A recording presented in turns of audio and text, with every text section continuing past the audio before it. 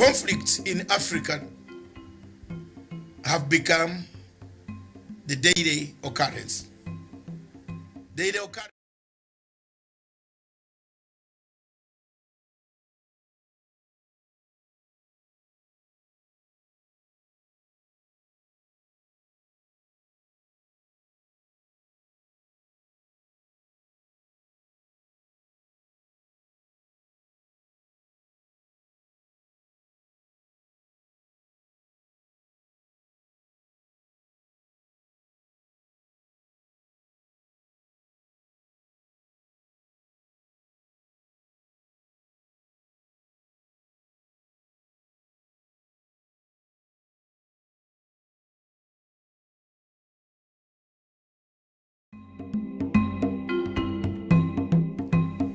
Conflicts in Africa have become the daily occurrence. Daily occurrences in many countries, in the sense that almost every African country, apart from the few, there is tension. One wonders where this tension at times comes from. Some of it comes from elections, a manufactured election, a disputed election results. Some come from territory. Some are terrorist based, like that of Somalia and Boko Haram. Some are because of regime change, purely sponsored by external forces. But 95 to 96% of conflicts in Africa occur through the sponsorship of external darker forces that would like to benefit out of the spoils of war. George Soros stands as one person who has always been and will always be and shall be until the end a man who sponsors any type of chaos, who does not follow which type of chaos he is sponsoring, as long as it is chaos that can topple a person he hates in Africa. Many African countries are undergoing this pressure, this tension, especially those that are conducting elections and whose timetable for elections seem to be coming in the near future. As a result of that, Africa stands warned, and Africa must stand on alert about the external forces that want to dismember this continent and create heavens of war, create insecurity, create mirage peace that Africans have fought after 66 years of gaining political independence. It is therefore my submission that most African countries, if they don't look at what George Soros is doing, we might have a shocker one morning, one by one African country being pushed out and the leaders being pushed out of power. The events therefore in South Africa, as proved from these detailed undercover operations, they prove that George Soros indeed has a say in South African politics. And therefore, we want to urge Africans and African heads of state and their military and intelligence systems to be careful and watch on the amount of money that is being pumped into their economies, because some of the money could be George Soros money that will end up to bring public disorder in most of the African countries. Thank you very much, viewers.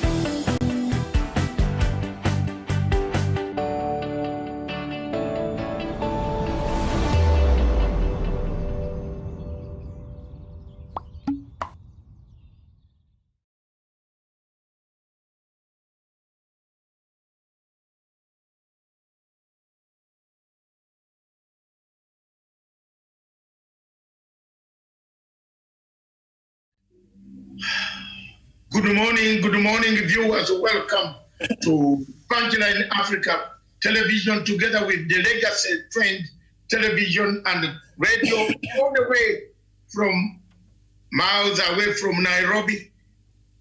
Good morning, viewers.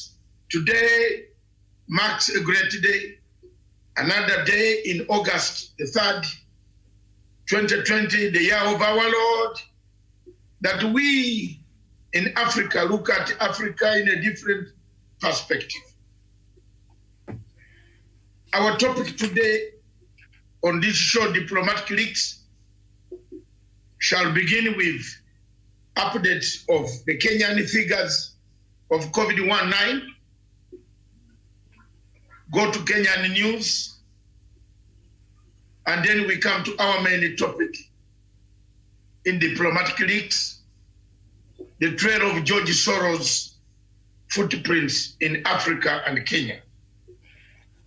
In Kenya, we shall specifically look at the constitutional self-engineered constitutional crisis by the judiciary, the Chief Justice. Why Maraga could not go?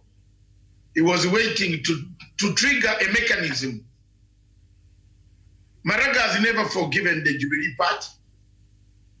He has forgiven us by laughter, but he has been all the time.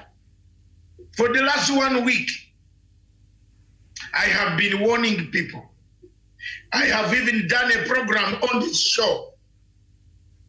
My presenters and the producers will say I was correct. I've been telling people to be very, very careful, extremely careful when dealing with Maraga. Of a clique, a group that is in this country, comprises of several facets, and I'm going to name them later on, one by one. And I'm glad today there is nobody on the panel who is scared man. I hope there's none, because Professor says it as it is. You are not going to kill him. And if you kill him, he has said it. He will leave a legacy. Since we are protecting the legacy of President Uhuru Kenyatta, which I ably want to protect, I've been telling you, I'm one of the few people in this country, in this Africa, who has never liked Maraga. From day one when he was appointed, I did not like, and I was right. I have several senses of operation. God has given me that sensor to know where the danger at times comes from. I've been warning people. The last 1 week, I've been saying Maraga and a group are doing something that can create a crisis. Why a normal man cannot go home when you are left with only 4 months, yet nobody is touching your money? You must be waiting for something. Well, just wait and come to the show.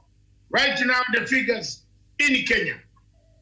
We shall be joined across to the coast of Kenya by none other than our correspondent, Karen Josephs, who will be detailing to us what is taking place on the coastal line of Kenya. He will be telling us what exactly is taking place there shortly. She has been waiting. We are sorry for the delay. Across again in Kisumu, we don't know whether we have our correspondents, a correspondent from Kisumu, Samson will be joining us.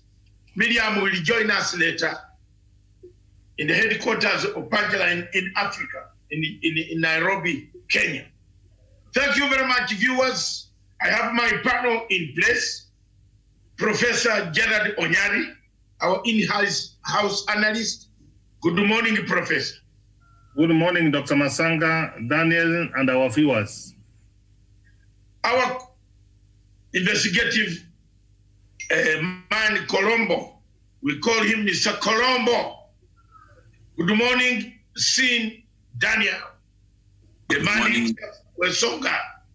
Yes, sir. Good morning, Dr. Matsanga, Professor Jared Onyari, and our viewers here in Kenya, Africa, and the globe at large. Good morning.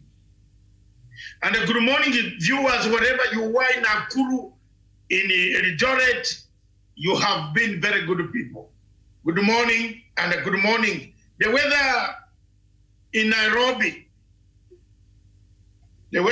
Nairobi, stands at the following. People were complaining that we don't read the weather in Nairobi.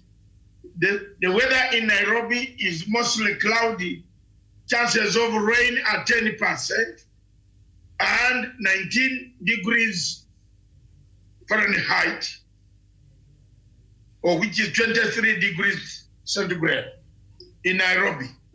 It's most likely it is cold at night and very cold in the morning.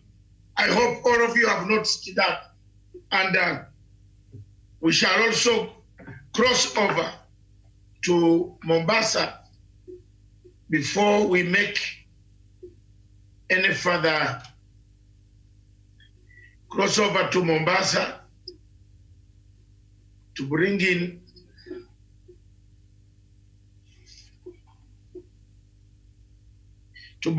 our correspondents so that all of them are online. We don't want to miss any.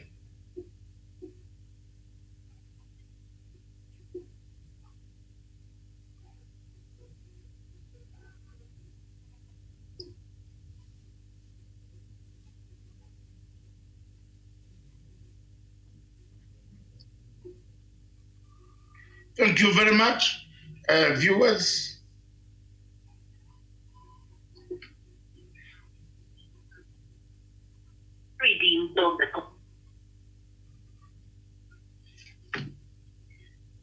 As we work on Mombasa and we work on how we can raise the coastal correspondent, let me go straight to, I hope, Daniel, you have the numbers for Kenya. No. The numbers for Kenya can be confirmed as 22,053, dead people 369, may their souls rest in peace. Recoveries 8,477. In Uganda, confirmed cases 1,182, dead people 4, recoveries 1,045. The Uganda recoveries seem to be very close with the number of infection, closely monitoring each other. And the total number of people in Uganda so far tested are the same number of Kenya, almost 300 and something, 30,000. That's where Kenya stands around there. In Zimbabwe, the cases are 392, 3,921. 70 people are dead in Zimbabwe, mainly those who returned from South Africa and London. And the recoveries in Zimbabwe are extremely very interesting. 1,116. It means the management has been strict. The people seem to have seen the danger of washing hands. South Sudan, surprisingly, South Sudan figure is 2,429. The death rate in South Sudan is 46. Recovery is 1,175. They seem to have managed it. And the people, you know, the weather is hot. Mostly all this that brings, affects the lands in South Sudan. Professor Onyali seems to be, I don't know what you are thinking right now about South Sudan. because I can see you shaking your head. It has done so well, tremendously, by the way. If you see South Africa, it is one of the most worrying figures on the continent of Africa. 511,000 people, 485. Dead people in South Africa are 8,366. But recovery in South Africa is very interesting. 347,000. That means there is some discipline out of the lockdown. The lockdown, the restrictions. In South Africa, they have given them levels. Level 1, level 2, level 3, level 4, level 5. That's what we expect the Ministry of Health here also to do for us. Which level are we? Don't just lump figures on us. And when we criticize Mr. Mutahi Kagwe, don't think we are criticizing for nothing. We see the mistakes, you don't see them. So when we have seen the mistakes or something that we need the people to know, we want the people of Kenya to know, we want the people of Nairobi to know, which level are they? I think when you look at Nairobi, we had the most end, the last end of the apex of a kingdom, wanting to decay, and the decline is about. So Nairobi is a peak center of the disease. Show us the level, let them up. There are some people in the ministry who can draw that chart and put it on TV, and the people will be happy. If you look at the way South Africa tells you level, there's green, there's purple, there's yellow, there's red. So I think we are in the red level. So far, those are the countries in the COMESA and the IGAD and the SADC that we have managed to pick. The rest will be read by Miriam when she comes in her show of the diaspora dispatches.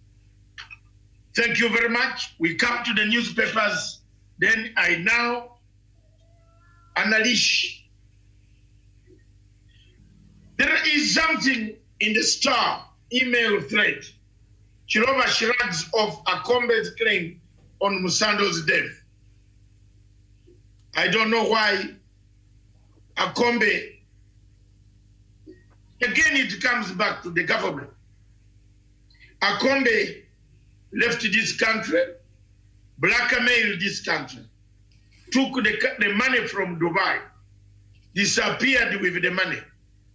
The allowances that she was given, she should have been charged. A normal government should charge such a person to return the money, because she ran away with the money, allowances that were given by the electoral taxpayers' money. So I don't know, in international law, it's very clear. Akombe should not hide in the US to create chaos back in Kenya. If she has evidence that points out to people who killed Musando, let her publish that evidence and come and put out.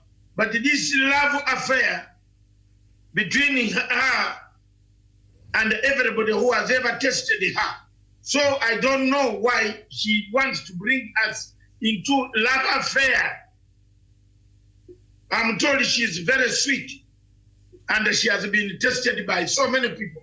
So I don't know why she wants, I don't know whether America has got no men.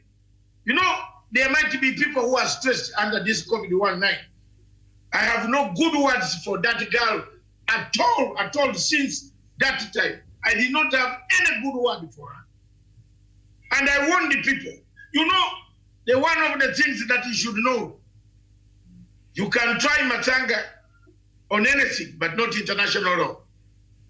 I warn the people that this girl works for George Soros.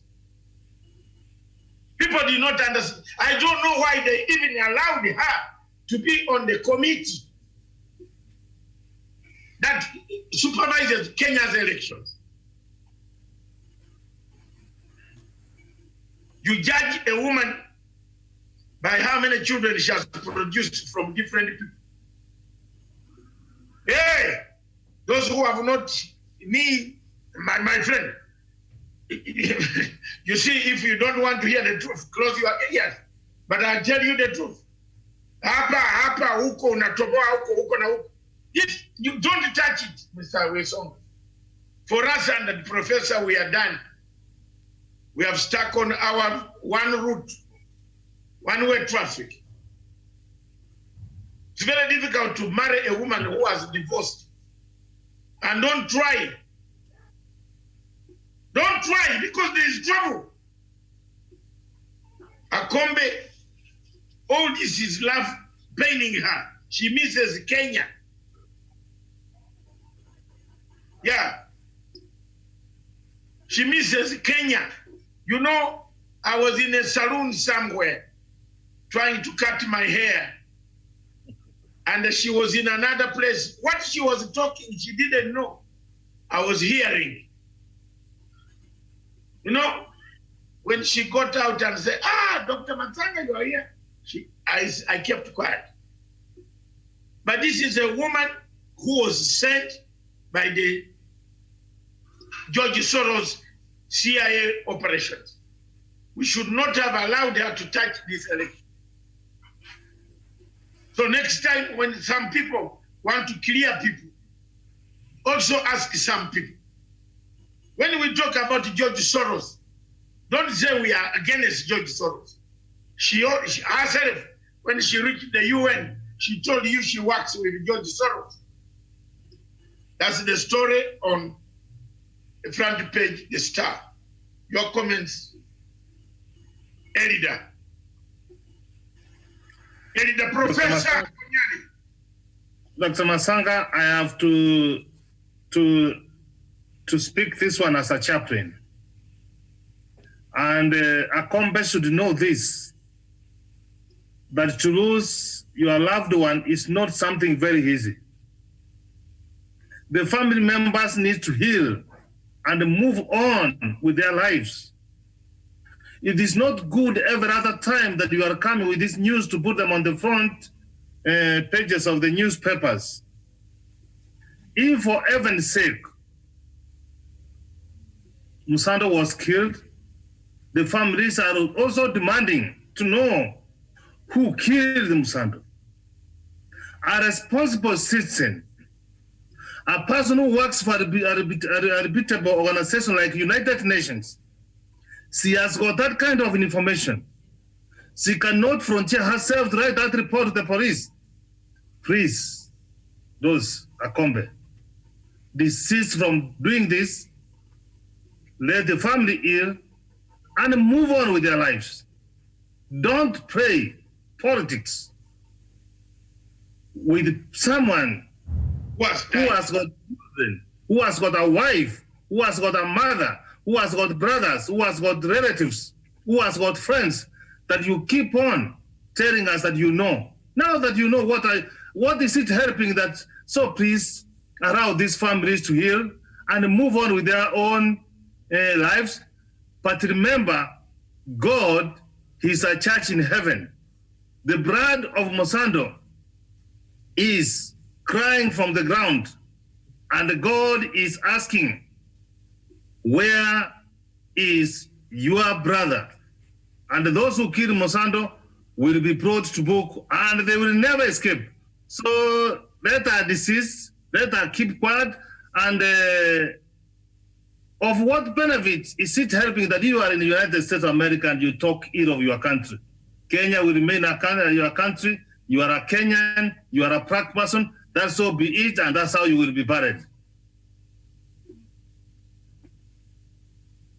Thank you very much. Daniel? Yes, thank you, Dr. Matsanga. And I think Professor Jared Onyate has put some perspective onto it. And from my own views, I think Dr. Akombe has been using the IEBC and the 2017 election as fodder for her own enrichment. And when you look at the story where she claimed that Ezra Chiloba sent her a threatening email, you know, Dr. Matsanga, these when you look at it critically, this is just a gimmick from majority of Aslam seekers who have been running from Africa going to the Western nations, so that now they might get a mileage from this and be able to widen the begging ball from these NGOs that sponsor them. So I think there's no point of raising alarm over this. And I think if that email is genuine, that is, if it is genuine, then what Ezra Chiloba meant is that perhaps Akombe was trying to come up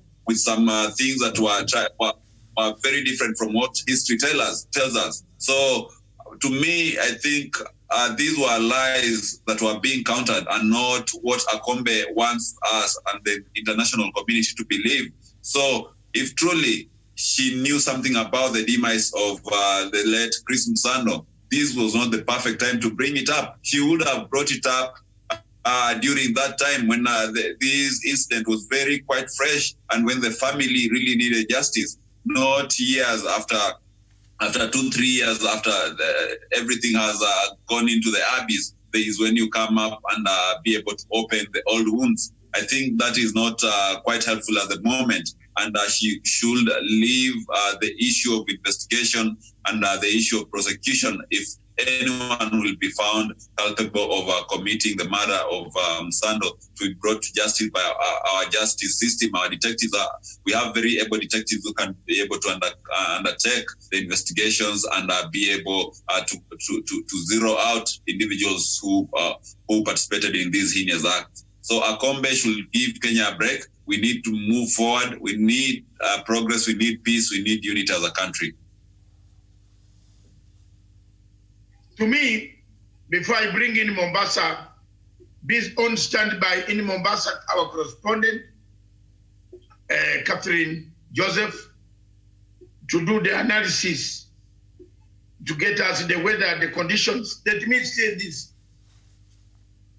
Or let me bring in Mombasa first. Good morning. Good morning, Dr. Good morning, Miriam at the studio. Good morning, Professor. Good morning, Professor Gerard and Usonga. A very good morning from Mombasa. Here is Karen Joseph. Yes, go ahead. Give us an update of Mombasa and the coast, the general update, the weather, everything, the temperatures, how the mawingo, how the wind is moving on the ocean.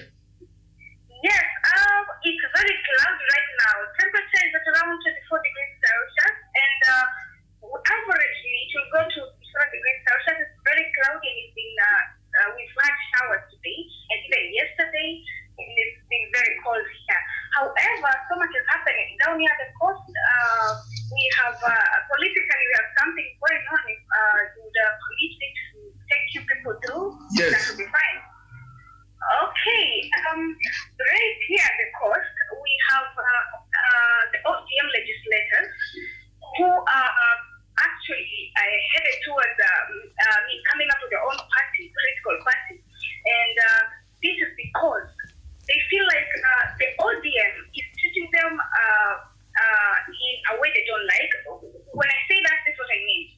We've had the ODM senators from the other side, Raila Odinga's backyard, who voted for the contentious revenue sharing formula, which the custodians here feel like they did it for their own favor. You know, they know that it was meant to serve the region. Now they feel like it's not like they are mad at Raila, they aren't, but it's the party. They feel like they have been supporting the legislators from Nyanza, and they expected the same when it comes to the revenue sharing formula. But they feel betrayed, and they're working on and they're planning to form their own political parties. Now we have things the MPs from the coast who are supporting what we call the Vuguvugu La Mageuzi Pwani movement. We have a movement here we call Vuguvugu La Mageuzi Pwani movement, and we have Michael Kingi from Magarini, we have Aisha Juma from Malini, we have Mohammed Ali from Nyali, and some other MPs. So that's what is going on down here politically right now, and we hope that with time I'll keep you Oh, thank you very much for the great news. I hope all of you have heard. Vuguvugu something. What is it called? Yes, it's called Vuguvugu la Mageuzi Pwani Movement. Vuguvugu Mageuzi Pwani Movement. And it's Vuguvugu Mageuzi Pwani Movement, headed by Moha Chipopevu and Aisha Juma. Yes, is that what you are saying? Yes, sir. Yes, sir. Oh. There you are, my panel. It comes to the story of the front page on the Star. Ruto targets Raila's voters in 2022 battle. Because MPs have accused ODM and the party leader of abandoning the region in handshake deal. Exactly what she's talking about. Thank you for raising it, Karen from Wesonga. Yes. Yes, I begin with you. What's Okay. going on? Yes, I think from history we can always tell that the coastal region of Kenya has been a very strong backyard of the opposition leader Raila Odinga since the days of LDP.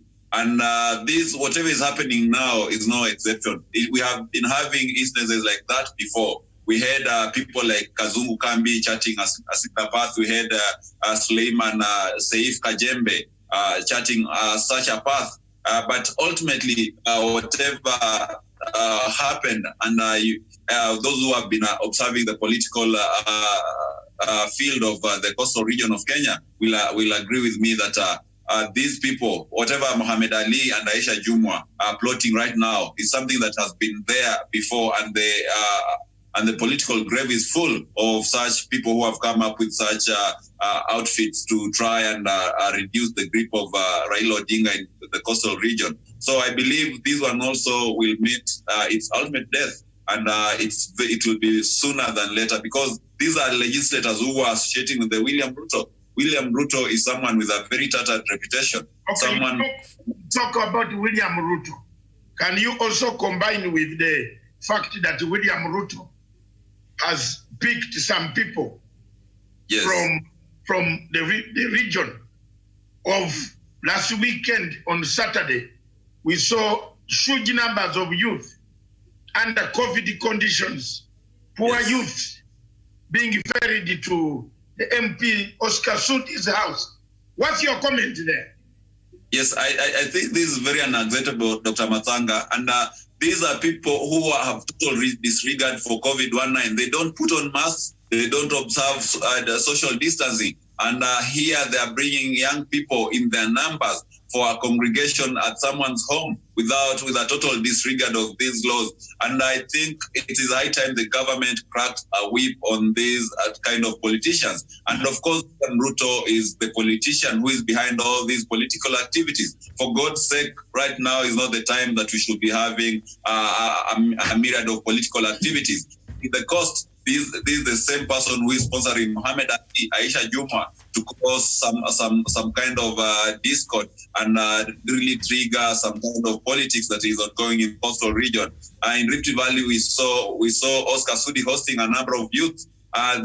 Just yesterday, I saw Boni Halwale addressing a mammoth crowd without even putting on a mask, without regarding social distancing and all that. I think it is highly, it should be condemned in no unequal terms, coming from the Deputy President of the Republic of Kenya. It's very unfortunate, Dr. Matsanga.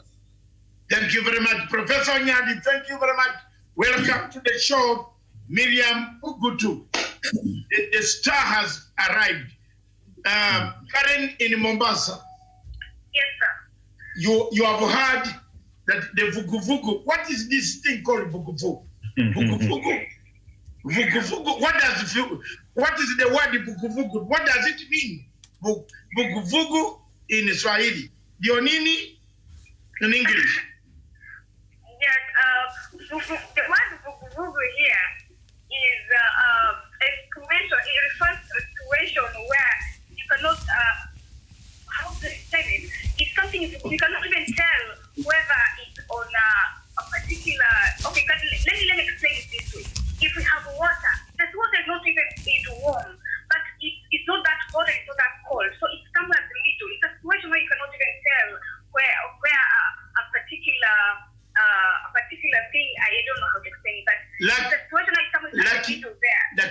Lacastier. Is it, can I say Lacastier? Lacastier behavior. Lacastier. Or lukewarm. Yes. Exactly, that's the word. Oh, lukewarm. Ile maji hapana baridi, hapana moto. Exactly. Okay. That's what I want. I wanted. The English lady has arrived in the studio, so she will tell me. But Professor, you have heard from the lady in Mumbai. Let me just have this to say, Dr. Masanga. Yes. It is very unfortunate that our brothers from coasts have decided to think narrowly and regionally. And their behavior is like that one, which is saying that you wait for the coconut to fall down so that you can go take it to eat. They are threatening the Prime Minister, the Raila Odinga, that they will not support him. Yes, they have supported him all around. Where has he reached? This is not the first time the Prime Minister is going to contest. He contested in 1997. He did not win. Life went on. He contested 2007. His election was stolen. Life moved on. He contested 2013. He contested 2017. And one thing which you need to think about Raila Odinga, Raila is a statesman. He's a national. He has got passion. He's very patriotic. Remember, the people of Mau were threatening that they will not vote for him. He said he is ready to go to Kibera and sell Mandazi, but Mau must be protected. That's what you expect of a statesman. No, it's not. It is not a matter of life and death that he becomes a president of this country. He has sat with the president with the handshake. They have identified 9 points to take this country forward. Devolution is one of them. He has championed for that devolution. Tell me one of the characters you are saying issuing a statement. Where have they been? What have they stood for in this country? They registrate. If they think that some areas in this country has been marginalized, they should put in the floor of the House. Remember, CDF was brought by Engineer Karau, the member of the Karau. He moved in the parliament, and the money started going to the ground. When you have got a privilege to register, for heaven's sake, go to the floor of the Senate, of the Counter Assembly, and the Parliament and register. That is the way forward. And remember, the people of this country, Dr. Masanga, I don't know what's wrong with the people of this country. They don't read and they have got simple, short memory.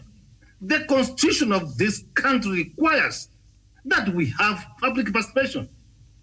The Commissioner for Revenue Allocation, it moved all around the country. And the people were representing those views. Why didn't they present it before then? It was out of this wisdom that the Commissioner of Revenue Allocation, he said that we give money to people and not land. And what the Prime Minister said, he said this, yes, in this time we adopted the formula, and those areas which have been marginalized, we will deal case by case. What's wrong with that, Dr. Masanga? So the rags of Mua, this is not the Chichapeb. This is not populist politics. This is about taking this country forward. And on this, go and revisit the 9-point agenda, which was identified by the president. They talked about corruption. They talked about devolution. They talked about shared prosperity. What does that one mean? So I'm so much annoyed this morning. And I don't like it that they are just coming. Sio Swahili kuongea Kiswahili, ni kukaa chini na kuangalia hii nchi tutaipeleka mbele namna gani. Sio Pwani, sio Nyanza, sio Nairobi, sio Central, sio wapi. How do we take Kenya forward, and how do we build a united country? And that is the commitment the Prime Minister and the President Uhuru Kenyatta have given themselves. Let us support them. Thank you very much, Professor Onyagi. I think Mombasa You also agree with the sentiment? Yes, I do. I agree with the statement. Very correct. And concerning what Wesonga just talked about, the youth and what's happening in the COVID, I think it's a good strategy that the DP was actually using, reaching out directly to people, yes, but then not at the expense of their health. These are youth, not at the expense of their health. So whatever it is we're going to do in this country, then we should have what we call priorities. Priorities, I mean, we have everything is important, but there are things that are more important here. So we can have these meetings later on. Right now, our health comes first. Thank you, Dr. I think you made Mombasa already. You have made a point. Our correspondent of the legacy in Mombasa has a point. Priorities first. You are youth in Kisumu. You are being ferried to sell a photograph which you can sell later. You are being ferried to draw a photograph of Ruto in army uniform when he doesn't know how even to shoot. You know? And then you bring this photograph for sale.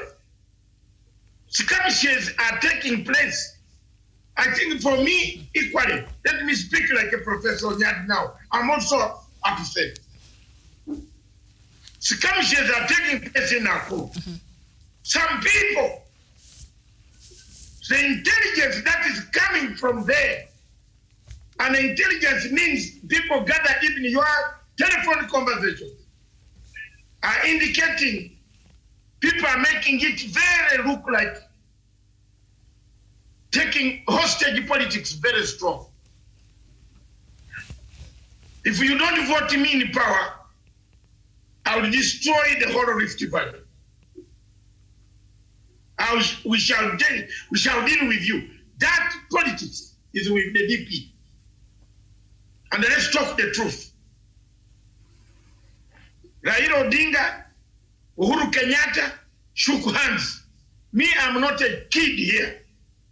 I might be nothing, but I'm not my age.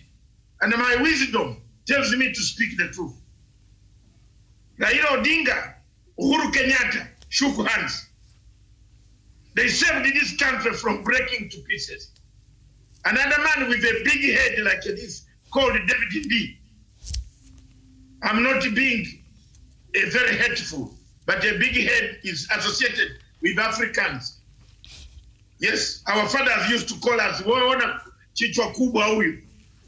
There's nothing wrong about that one there, with a head with nothing, but on the division. He had drawn a map to divide this country. He wanted to kill this country. That's David Mdi. And rightly, I want to tell you the truth today, that we forget so easily in Kenya. We forget so easily. Ugandans, we have never forgotten how Idi Amin ate our tongues. Yes. We have not. Up to today, there are people whose families have never seen their fathers buried. Some of us sit here. I've never buried my father. And I did not bury my father. It's very painful though. It's very painful. I've never buried my wife, first wife. It's painful though. So when people are telling you about this country, you go on taking pictures, you go on ferrying people. The other time, the chief prosecutor arrived, you started to say, they can You know? Have you seen now? Again, there is someone creating what in Natembeya. Natembeya. My brother Natembeya from Ngoma is saying the truth like a Matanga. If you look at Natembeya, we talk the same language. Because all of us are security operatives. There's someone filming this. There's someone putting fire. And the President Uhuru Kenyatta, please, you are the chairman of the Security Council of this country. You want to funga Funga tupate that shock that they promised us for once. Before they grow wings. They are growing wings. They are getting money from George Soros. Let's jump on, Jamin, close these things. Let's jump on this your topic. Wacha tukuje kwa hiyo. Miriam has come. Take over now. Let's jump on the real topic in the Onitoboe leo. I want to say the truth. Where the money is coming, who is bringing it, who is working for who, and where. So that tomorrow, when there is chaos here, don't tell me I did not say it. So bring it on. Bring it on. Because yesterday we were on this show, a caller from Nakuru called Mr. Keptanui. Miriam, you saw what he said. Yeah, he said the thing is being fueled by the DP. He said it. Am I wrong? I only hesitated. He's here now today. He has come again. He's from Nakuru, from the same areas. The messages are being passed, meetings. He wrote to me. He sent me a message from Nakuru that thank you very much for talking about the thing of Murushoni and around those things. He said it yesterday. And I talked about it last night. People have died. Buildings are being burnt. Someone is making it difficult for the politics of this country to work because he wants to be a president. Alai walai Mungu, nyenye wa Kenya, yoyo. Raila Odinga shook hands with Uhuru Kenyatta. They stopped. They wanted to bring BBI. There are people getting money from George Soros. The groups, do you not want to think that all NGOs, there's nobody talking? Why? Why? Why the human rights? Do we have Kenya human rights? We do. Have you heard their statement at all? Have we had their statement on the ongoings in the Rift Valley?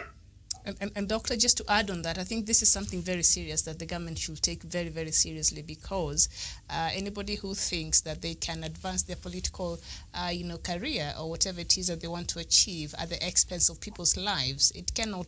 That is something that should not be tolerated and accepted in this country. So I would urge the government and the security apparatus in the country to go ahead and investigate, expedite that process and see what is it that is going on there.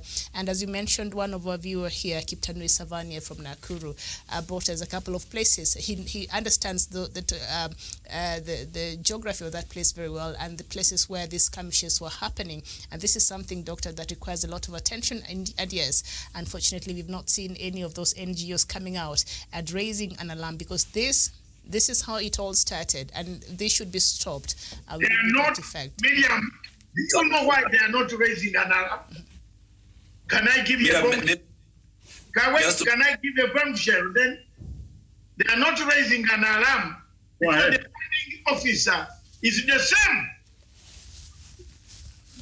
The funding officer called George Soros is the same. The person funding Mudavadi is the same as the person funding a man in the Deputy President's office. Now what can it it? It's the same man funding Chief Justice Maraga. It's the same man funding Nelson Hafe. This one money, pesa moja, is coming in one kitty. That's why nobody is coming out to condemn. Human Rights Watch, Human Rights, Kenya Human Rights, they are not documenting these things. They used to be active in 2008. Why? Because George Soros told them to be active. Now George Soros has told the Kenya human rights not to be active. Because all of them are funded. Can you tell me why Chief Justice Maraga did not retire? Like his other friend. He has been waiting to cause a chaos. Yesterday, I told you on this television station yesterday that when you eat mafia money, if you touch mafia money, and I repeat it today, to the people watching me, a mafia money in Sicily, the boss, the mafios, the boss in Sicily will never forgive you if you have eaten $1. You have to deliver. You have to deliver. Now, Maraga is at crossroads. Nyenye wa Kenya, you hate me. But let me tell you, he first delivered us, he cut Jubilee, he wasted a lot of money, which is crying, which would be building another, and which would have built several roads. He cancelled an election, but he had already got a contract. He has tried to frustrate every case that the government has taken in court. He's on, when Maraga went to Oxford, I want all of you, including Wesong and the professor, remember, and I repeat, Miriam, if you can quote Maraga Vist, you have a typewriter there, I'm talking. You have type Maraga's Vist to Oxford address. Listen to what Maraga said in Oxford. University. It showed you Maraga does not like Uhuru Kenyatta. That's it, period. We should have picked it from there. For me, I've been following every step. Now, we have arrived on Article 261, where Miguna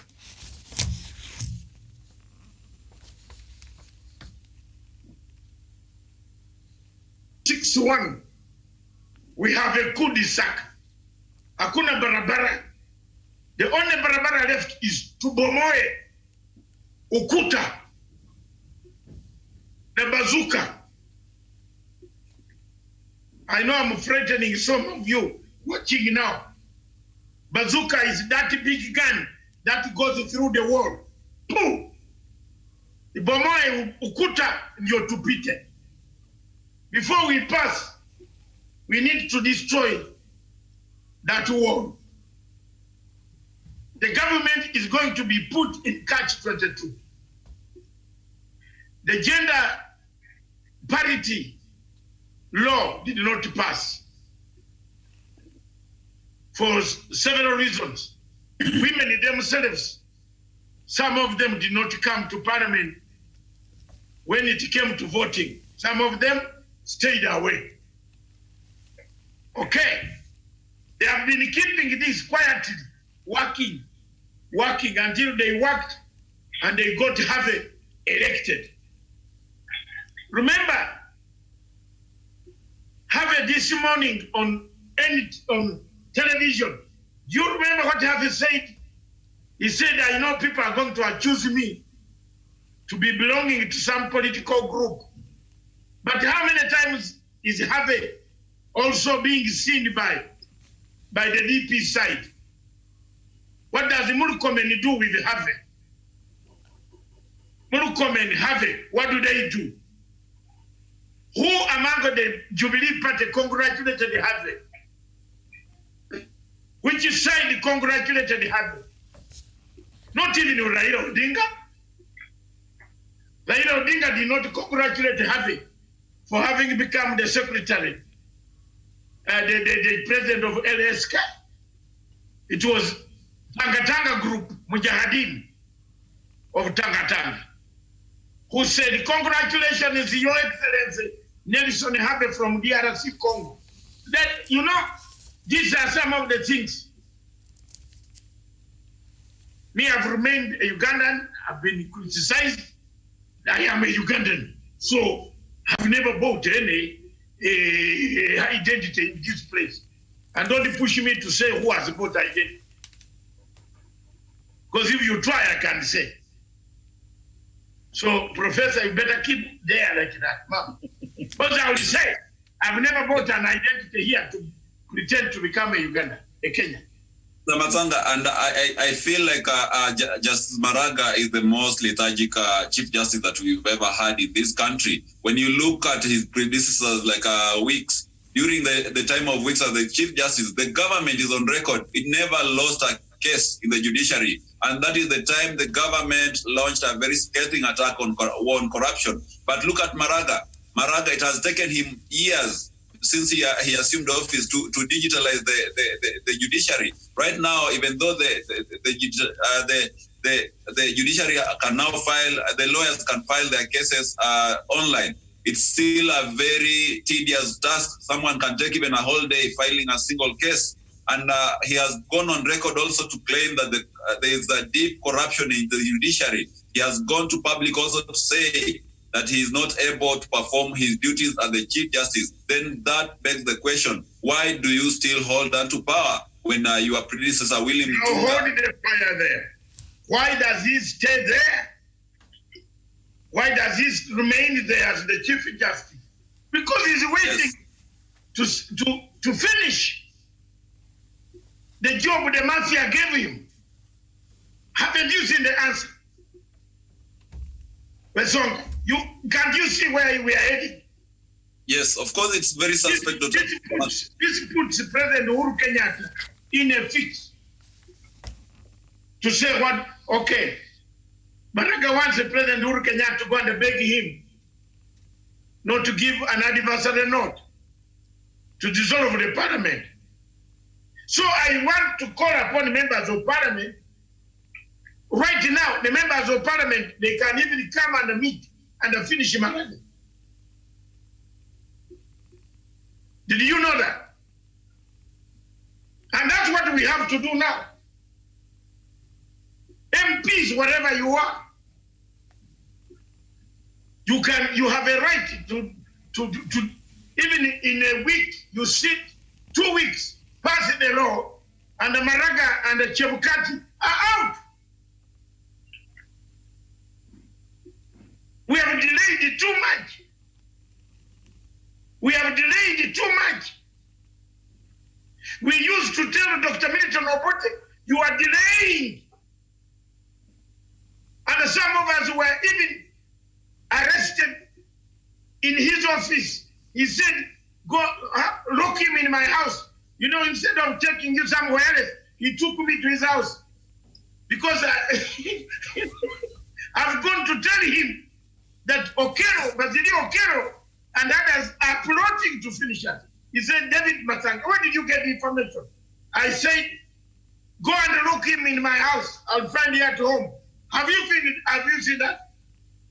I was now escorted to Korolo in his sitting room.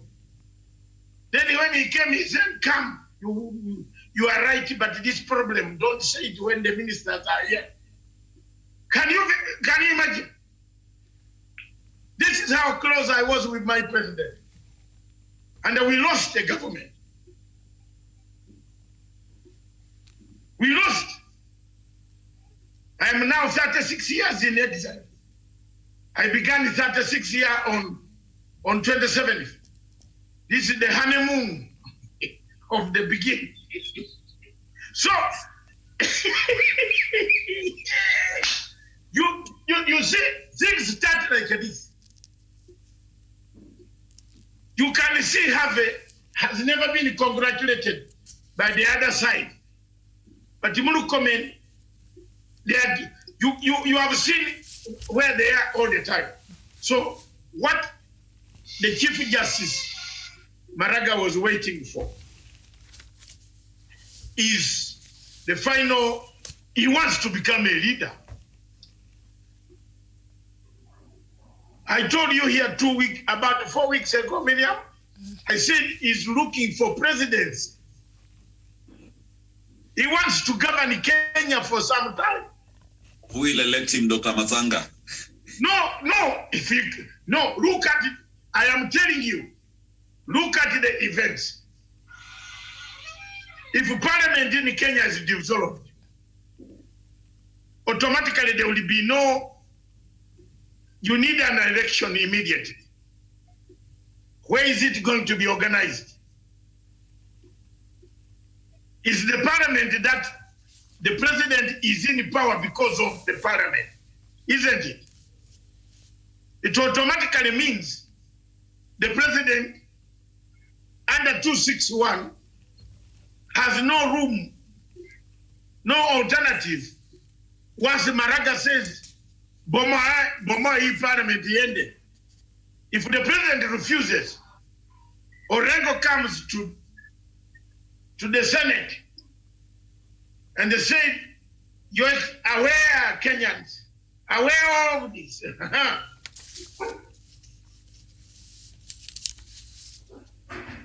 Given this, circumstances it is, fellow senators,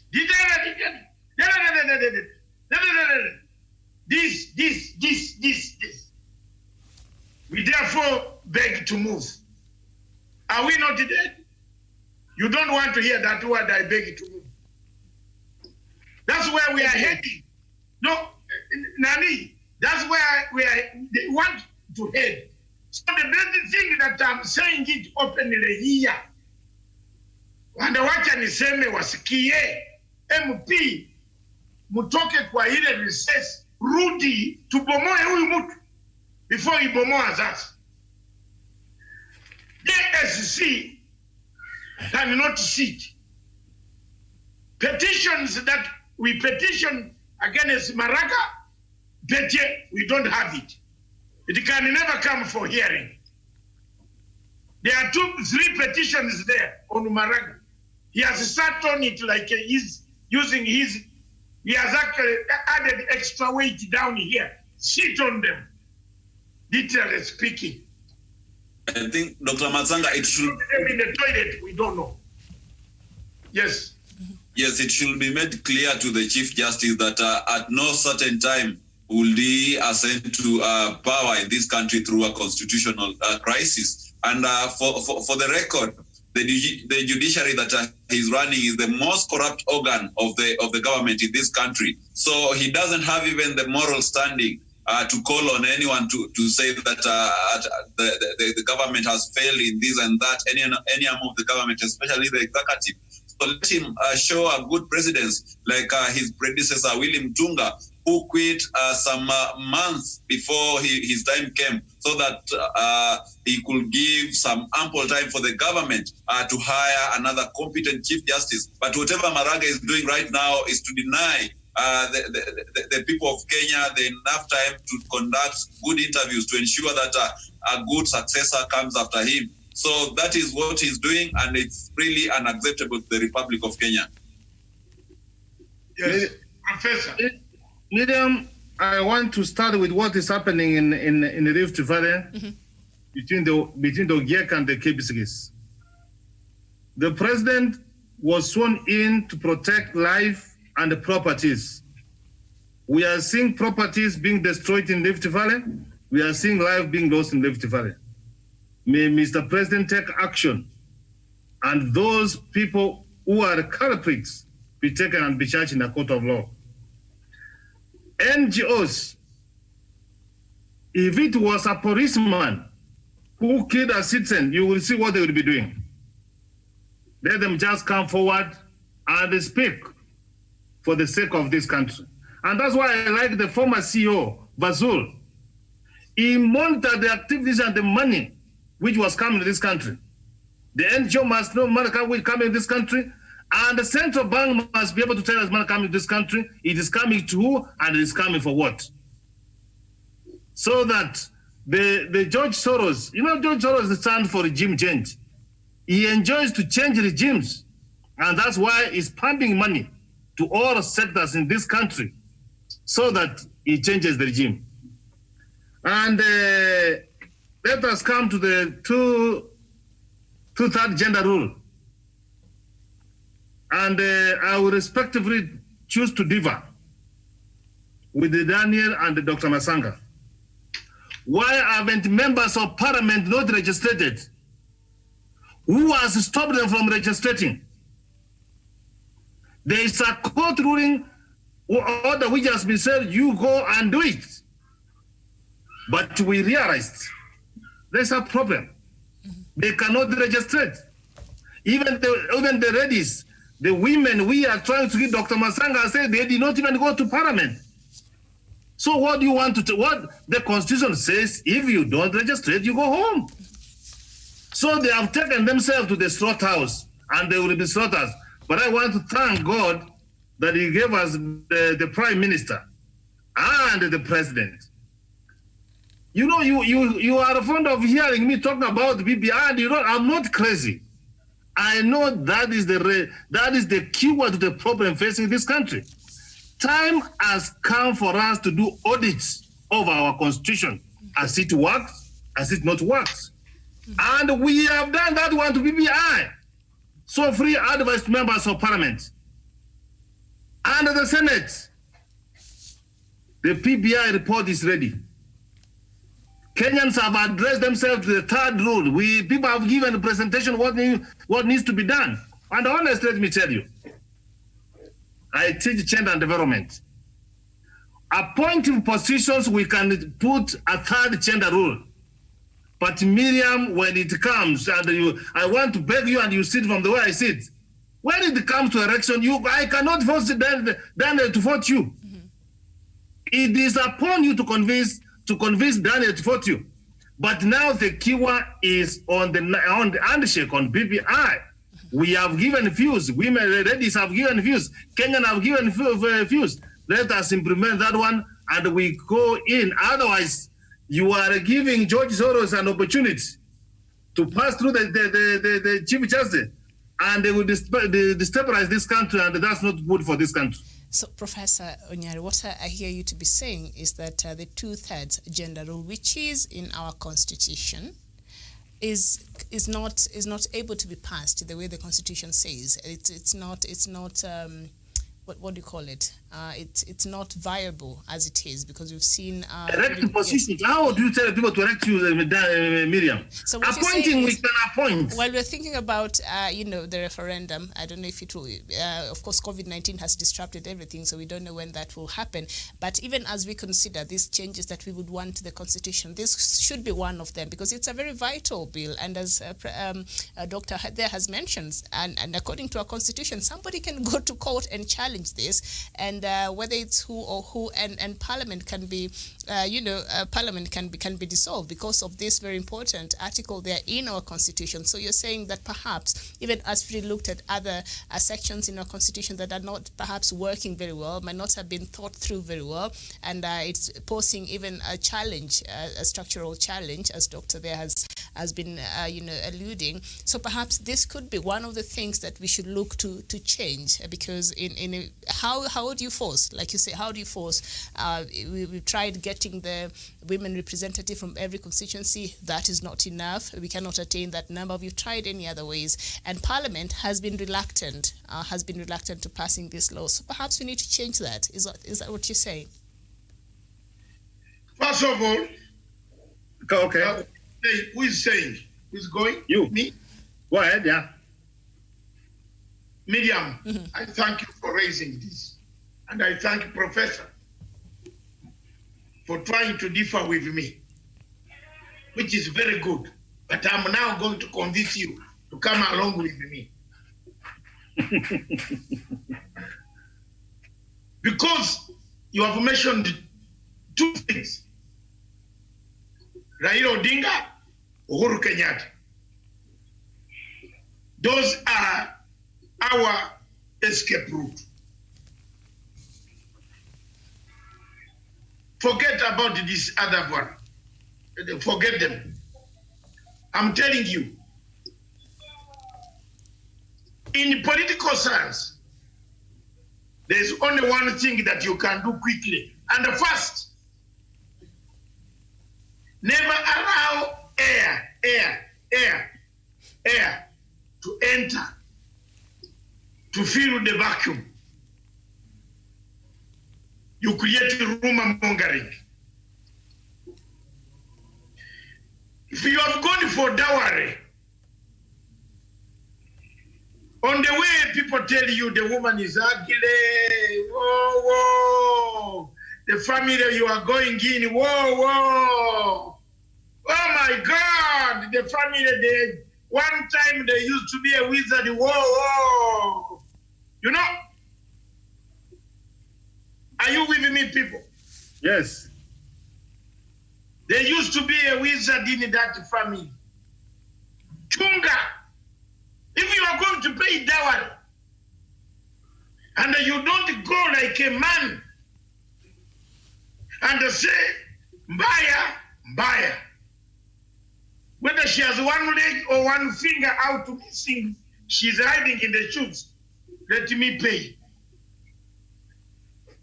Yeah. If you don't do that, in political sense, you have created a vacuum. Where is the vacuum in Kenya today?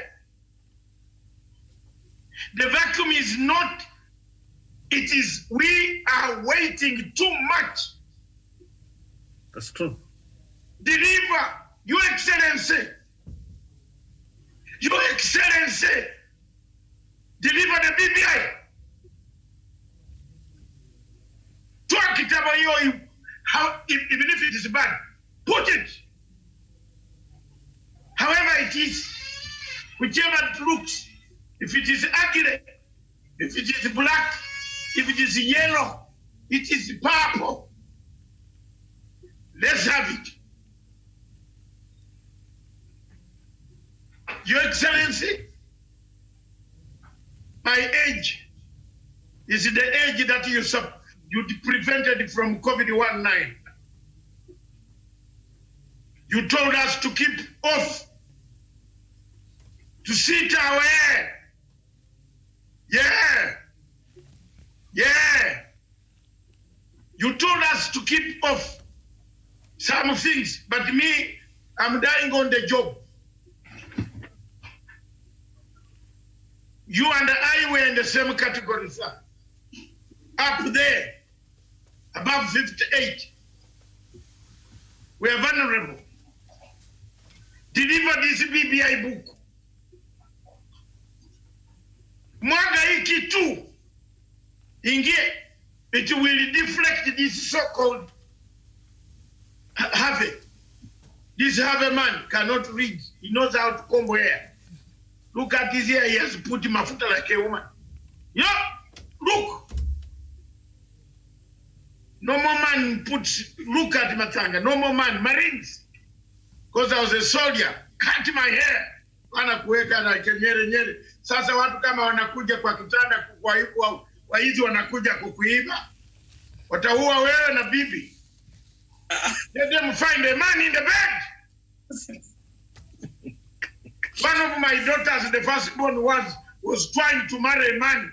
My firstborn wanted to marry a man with plaited hair. I told him that you ever over my dead body. Until you cut that hair and clean it properly, then you can take Miriam. She's watching now. Yes. So if thieves come to kill you, they find even another, they think there are two women they have killed. He plaited hair. But doctor. No, let me finish my point. I know you want to divert me. No, the BBI. Even if it is, and yes, the president should bring it, to the public. But this here is not captured in the BBI. Deliver the BBI, the public. Let people start reading. If there is something they see which will help the two-side agenda, let them read another document, not MPs, because MPs have failed, isn't it? That's true. The only thing to give the MPs life, the only thing to injure Maraga, arudi kwa ofisi akae, apaki kitabu yake atoke. Toke kabisa. The only bazooka that I'm looking for is the BBI. Is the bazooka. Tuma huko bazooka. But will that have addressed this matter, the 2/3 gender? Because it's not the first time it's coming out. It has been a caveat that we've talked about here, Doctor, and you've raised your concerns from even last year when this matter came up and all that. But what the can BBA you do? has not captured that part. So this is still a problem, even if the BBA is out there. Somebody will decide to go to court in line with our constitution and challenge it. Okay, let's get there. So what is the solution to this part, Doctor? That is, let's brainstorm about it. Yes. Yes, let's bring in the solution. Miriam? Yes. Who told you? Wait first. Who told you that the United States, when did the women in the United States start voting? When? 1963, 61, Kennedy. Why Kennedy was assassinated? Why? He started thinking the same way Professor is thinking here, and the same way Miriam is talking about. Because they wanted to bring in women. Not that women should not take part. United Kingdom, and I want to tell you this frankly, United Kingdom has had a queen, a lady queen, before I was born. Before all of you now here, even me. But it brought the issue of women rights just appeared in the 60s. And universal suffrage, yes. Yes. Everywhere, even the democracy, that's where we got our democracy. That's where Maraga got his degree of law. Does Maraga have a degree of law? Yes. Where did he get it? From the Commonwealth law. Maraga has never got a degree from American law. And therefore, he should know that the issue of women's rights is very complicated. And why is it? Energy in the Commonwealth should know that. And let's not run away and pretend to create an American journey of leprosy. I'm not Trump, because Trump thinks every journey is leprosy. There are journeys without leprosy. I was born when leprosy was most feared. There was a car that used to come every Wednesday in our village, written on leprosy Jewish system center. If you have leprosy, this car used to come with vaccination. And there was a Mwindi doctor there, a Goan doctor, who used to pass through our village. At exactly 2:15, it passes my road to the village, rotates, goes back to Mali. There was a leprosy. American Constitution has a leprosy. The Commonwealth constitutions have no leprosy. They are dynamic. The problem we made, you people in Kenya made, and I want to tell you that a Kuro court never elected him in any post in this country. He copy-pasted paperwork, just cut United States, brought judges in the Commonwealth, mixed it. Your constitution is a hybrid. It is not yours. You are the only people in the Commonwealth who have a hybrid constitution. Amen. You know that it is the danger you have today. Where did you get this clause of two-thirds gender? When America took 190 years. Remember?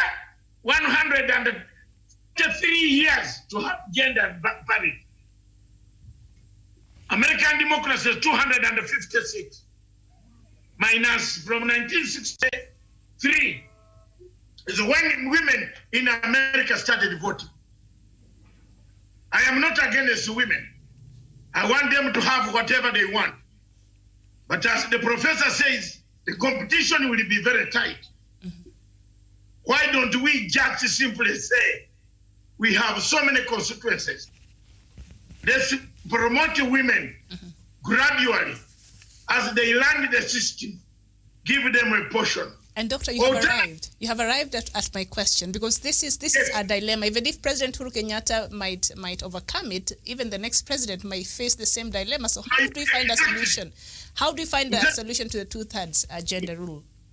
Miriam. Why don't we, as I finish, and then the professor comes, why don't we alternatively allow women to compete freely? Why don't you allow women to compete freely? In Uganda, the Commonwealth country with the Commonwealth Constitution, you borrowed a constitution which is eating you today. And don't blame me, Kenyans, because I'm talking the truth. The only thing you can do is to stone me like they stoned Stephen until he died. I'm telling you, you brought a wrong constitution.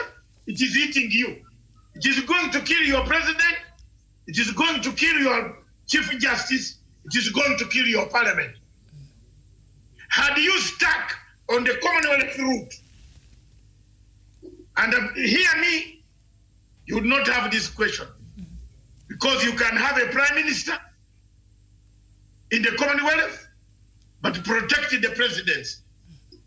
Now here, we are in catch-22 where the trouser is not even in the knees, but in the ankles. Because you brought a constitution which is not yours. How do you say Maraga should not wear a wig? Look like a tie. So you are going to like a hymn. You are going to the court, American style. You find the man like this. Then you ask, who is this? He said, this is the Chief Justice. This guy looks like no. That's American style. Mutunga killed the judiciary. Chief Justice Mutunga killed the judiciary. He brought communist NGO syndrome in the judiciary. We recruited judicial service, activists. But that was formed in the Constitution. Those commissions were... Thank you, I'm finished. We did not recruit, finally, law judges. We recruited activists. Maraga is an activist. That's why he wants to finish his job under Article 261. But if we had a judge like a Gichero, men who read law in Oxford, Cambridge, Lancaster, not Stanford, because look, had Professor Makao Mutua not read 1 degree from Nairobi University, he would be one of the worst lawyers who cannot cut a case, cannot win a case between a rat and a cat. If you have a man like a Makao as your lawyer, he's lucky he read 1 degree from Nairobi University. He would be one of the worst people. I swear in the name of God, he cannot win a case between a rat and a cat. Yet it is a very easy case. I'm honest. There are some lawyers in this country whom I cannot go to because I know I'm already sentenced, finished. Let me, instead of going to the court, I ask for the car to take me to committee gate. So because they cannot win a case. So we have brought activism.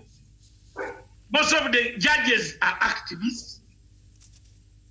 They came from a background of picketing and throwing stones during the Moi days, like Orengo and others who brought the freedom we have today. Then we pumped them into the court.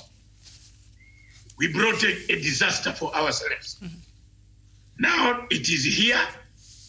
This gender parity will never work. Even the next president, even if you remove Uhuru, if you don't change it through throwing BBI into the rest, let Kenyans decide on it. How many MPs do we want? 200. No, 300 MPs in the House of Parliament. Okay, out of this, we want 150 women. And this is the formula. And that's it. That women go and fight in the, you will see, after 1 year, women will go to parliament to change it, to say, no, leave us to fight with these men. Isn't it? You try that, you will see. Women will come back to say, no. But to watch this constituency, I would have won this command here. This man is doing nothing in the constituency. I would have won. There are some women who are very popular in the constituencies than men. Am I wrong? All right. So why are you denying them the chance? Thank you, Miriam. All right. Thank you so much. Miriam? Yes, Professor. I have walked this journey of gender role, a third. And some point in time in this country, this one will come and will come to favor men. This day, the boy child is threatened. The girl child is empowered. It's just a matter of time. And you will see Pautan and ladies will take. I believe in gender equality. I believe in equal opportunities. The last time when members of parliament were not forcing, I was in the parliament. The prime minister was in the parliament, but they don't see this. The problem with people of this country, my fellow Kenyans, is that they think they have got monopoly of all ideas. That is one of the most progressive part of our constitution. We must have all members of the family on board if we have to talk about development. And I believe in rule of law and good governance. That's what the constitution says. Let us legislate. Let us have a right like this. If we don't erect women to constitute a third in the parliament, we nominate.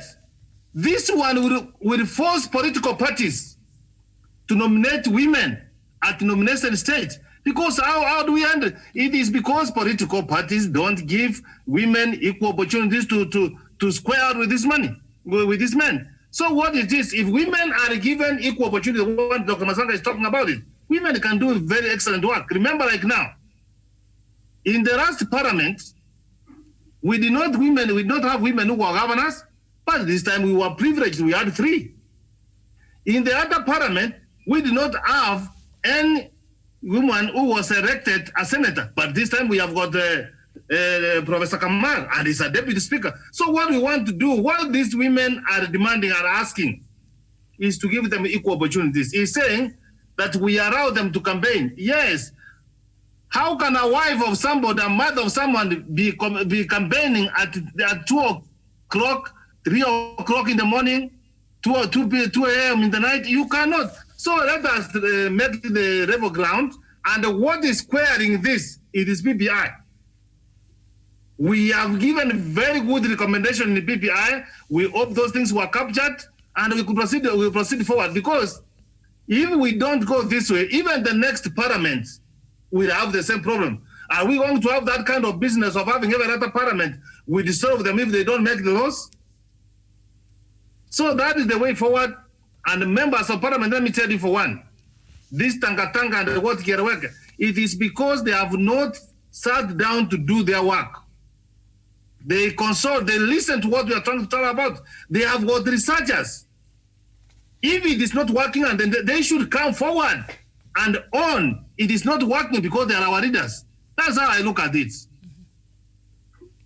All right. So, Daniel, the LSK last Friday asked Chief Justice David Maraga to write to President Kenyatta to advise him on dissolving Parliament on grounds that no laws have been crafted to enable implementation of Section 27 of the Constitution.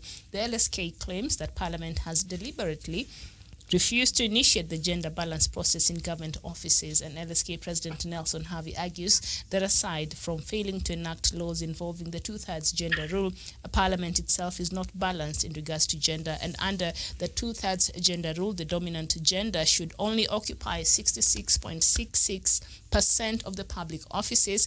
Currently, men dominate the National Assembly. Only 59 out of 349 MPs are female. This means that 290 male MPs occupy, and that will bring it to 83% of the available seats. And in Senate, 47 male lawmakers account for 70% of the available seats. And we know when they were crafting this new constitution, perhaps they put in context a few other factors that they considered, judging from our historical, places that women have found themselves, the lack of education, and all of that, I think necessitated this article to be brought in to ensure that everybody is brought in when it comes to the development agenda in this country and representation in particular. But it has proved to be a challenge, Daniel. So having all this in mind, is it perhaps a time, as much as we need women and we need a balanced, parliament and all these other places where we have representation, we need a balanced way to have everybody on board. But is this attainable? Is this attainable as it is right now? And perhaps is this a conversation that Kenyans should have honestly and see which way forward? Because even if President Uhuru Kenyatta might escape this, but it still be a headache to the next president and to the next leadership. So how can we solve this matter for it to stop being the elephant in the room all the time? And every time it comes to these two-thirds gender, it's like they're walking on eggshells. We know that the parliament is not legally constituted according to our constitution, and that is the truth. So how do we solve this problem? Yes, thank you, Miriam. And first of all, to clear any cloud of doubt, let me say that I'm not a male chauvinist, but the two-thirds gender rule has proven to be untenable in this country. And as Dr. Masanga said, we copy-pasted a constitution clause that was quite not resonating with our society. And that is why we'll always have a constitutional crisis with this two-thirds gender rule. And personally, I'm not a supporter of helicopter appointments, where to bring equality in some space, you have to pick and drop someone from somewhere from point A to point B without considering a few factors here and there. And I think the only equality that we should have, we should do it like Uganda is doing it. Let's give women the free space and empower them to compete effectively with their male counterparts. But when you tell me that we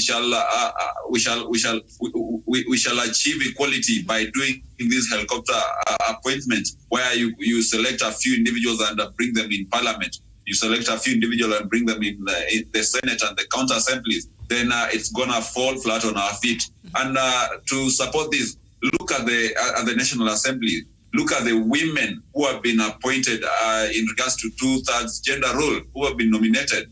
What has been their contribution towards the fellow women in this country?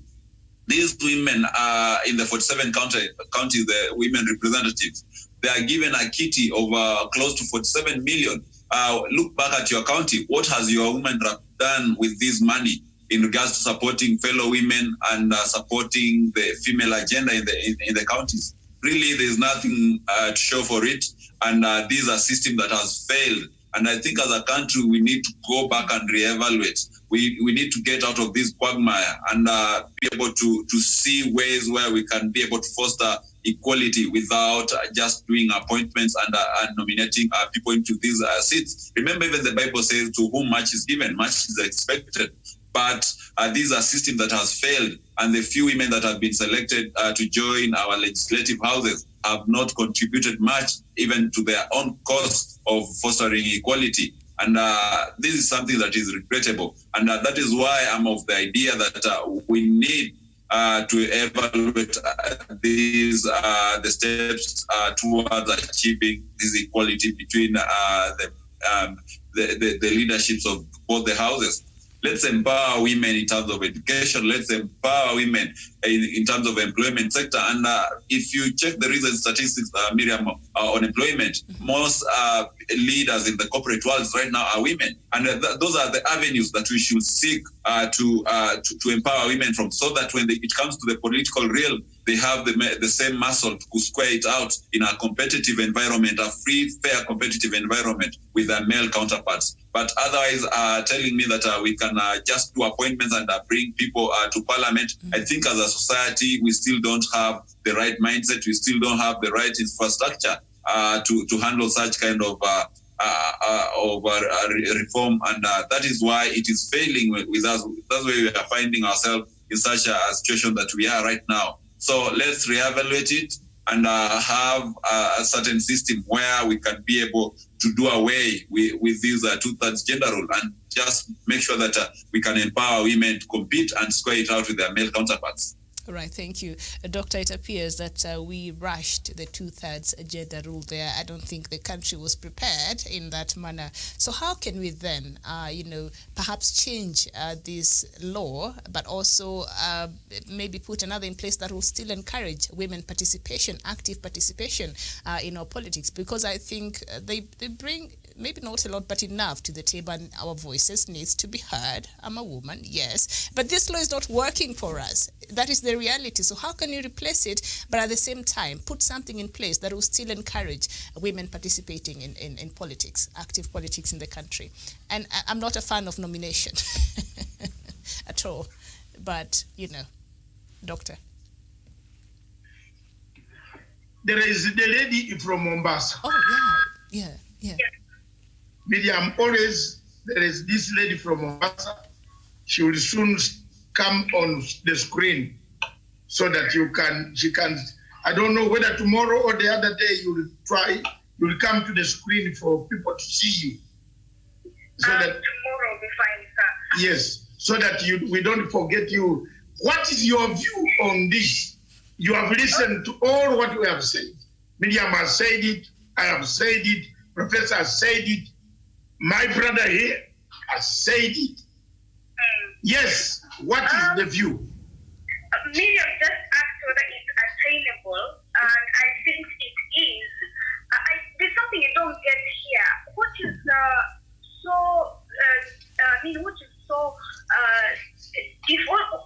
what would be the difference of us having a woman there?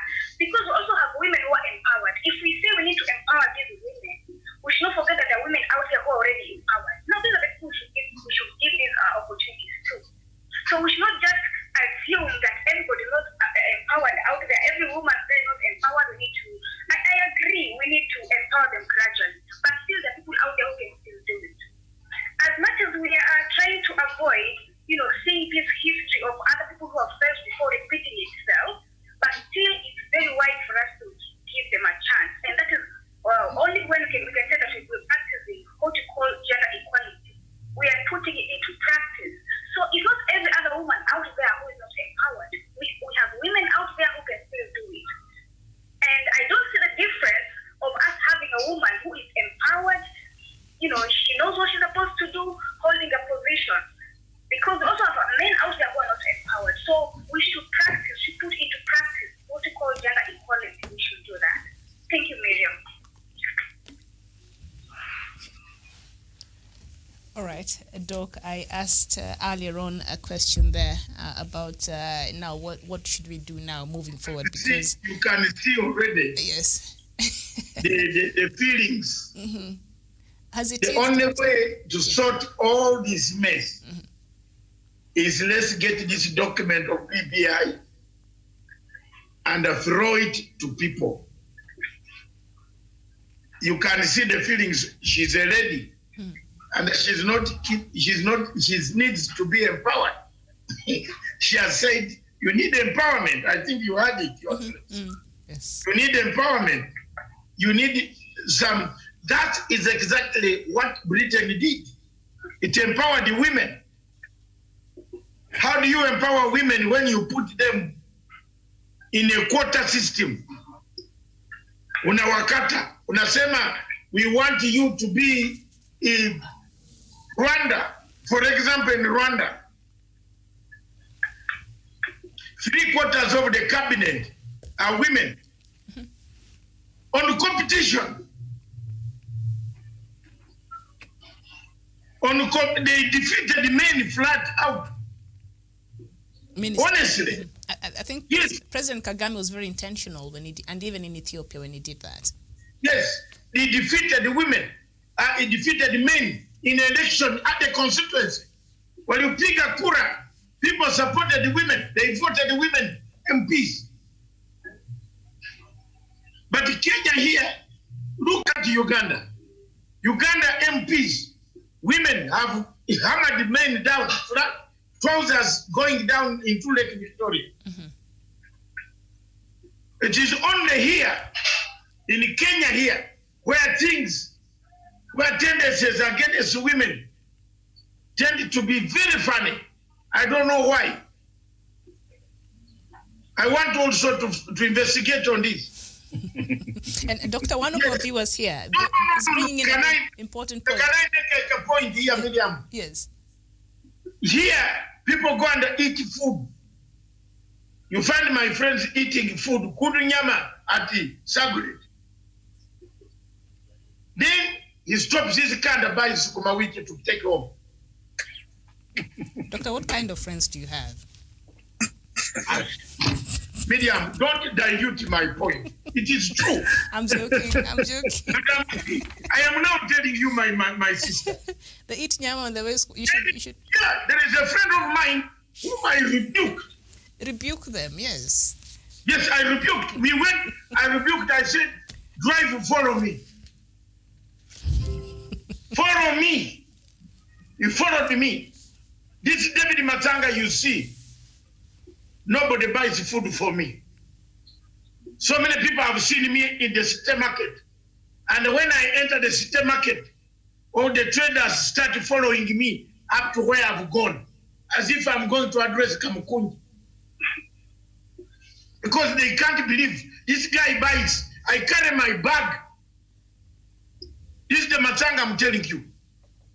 I go and choose him. There are two people there, the butcher. There are two butcheries there. They know me. One fishmonger from Kisumu, my great friend. Another one. They are there. They know me. I go and buy my things. So I told this man, follow me and I show you how to make your wife happy. He said, what? He said, my friend, we have just hammered one leg, 2 legs up there. And the Philistine. We hammered 2 legs and the Philistine. Now you are buying this kumawiki for these people. No. He said, David, you are joking. I said, please, you want to be my friend? You will go by my instructions. I'm not telling you to pay for this meat. Take meat for over 3,000 to 5,000 shillings. I will pay meat, chicken, nini, na kila kitu, na mayai. After that, we moved to the inside for groceries. Matoke, nini, sukuma wiki, nini. I said, this is even the sukuma wiki you bought there. It's very poor quality. You are taking very poor quality to your wife. How will the wife be happy in the house when you are taking her food? You are eating 2 legs in Sagrit Hotel. Now you are taking her under the pool to bath. How will the wife like you? That's the way people treat women here. Women should be treated with courtesy. Bazungu treat their women with courtesy. Sisi wa Afrika wengine tuko na shida. How many Africans call their wives as they are leaving their home offices. Can I prepare tea? Can I prepare coffee for you? I will be the first one to reach there. What can I do for you? This is David, I'm telling you. I know how to cook. There is nobody in London, any Ugandan in London who doesn't know. I used to have a restaurant, a nightclub, and my ribs were the best. Ribs. Even people could drive 50 miles from Birmingham to come and eat my ribs. Because I roasted them. I did not steal money like some people steal money here. I worked hard to educate my children. In a restaurant, ask Professor ribs were the best in town. In Wazungu, you find them packed in around 12 waiting for those ribs with roasted cassava. Roasted cassava. I am a specialist. So I like good things. That's why I am like this. But you can't be buying sukuma wiki to your wife. Then you have hammered 2 legs across the bridge. Mm-hmm. I don't want to save this friend of mine the name because he annoyed me so much. So we have this tendency of pressing down the women here. That's why this thing, gender has not passed. There is that thing of huyu bibi atafanya nini, lakini wewe mwanamke keep quiet. Have you seen that? You a woman, keep quiet. Mm-hmm. Our level, ours, no. Ours, the women respect us. The women don't fear us. Ugandan women respect their men. Before you reach the step inside the door, the shoes, the socks are off. Not by slavery, by love. By love. Your dirty socks. No, you see, that's the problem now. No, I'm joking. Doctor, and the culture there is different. This is where the problem comes from. Now you balance this, Professor.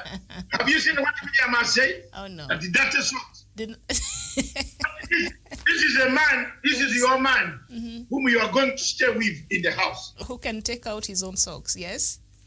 No, man. You see. All right. That is why I am very lucky. I am very lucky. You are. Because they don't take away my, I've grown to the level where I can take off Doctor, my you're very lucky, doctor. Yes, but I am telling you, Ugandan women respect their home, their wives, and we're stronger. You are near the border. Get one. Look the eyes that way. Very well.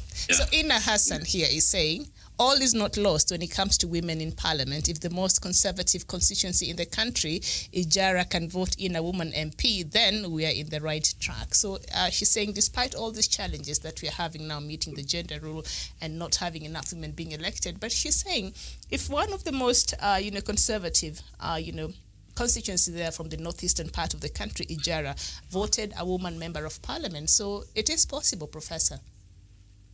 Yes, Miriam, I'm raising this point, and Dr. Masanga keeps on telling us that we have comparative studies of what is happening in other jurisdictions.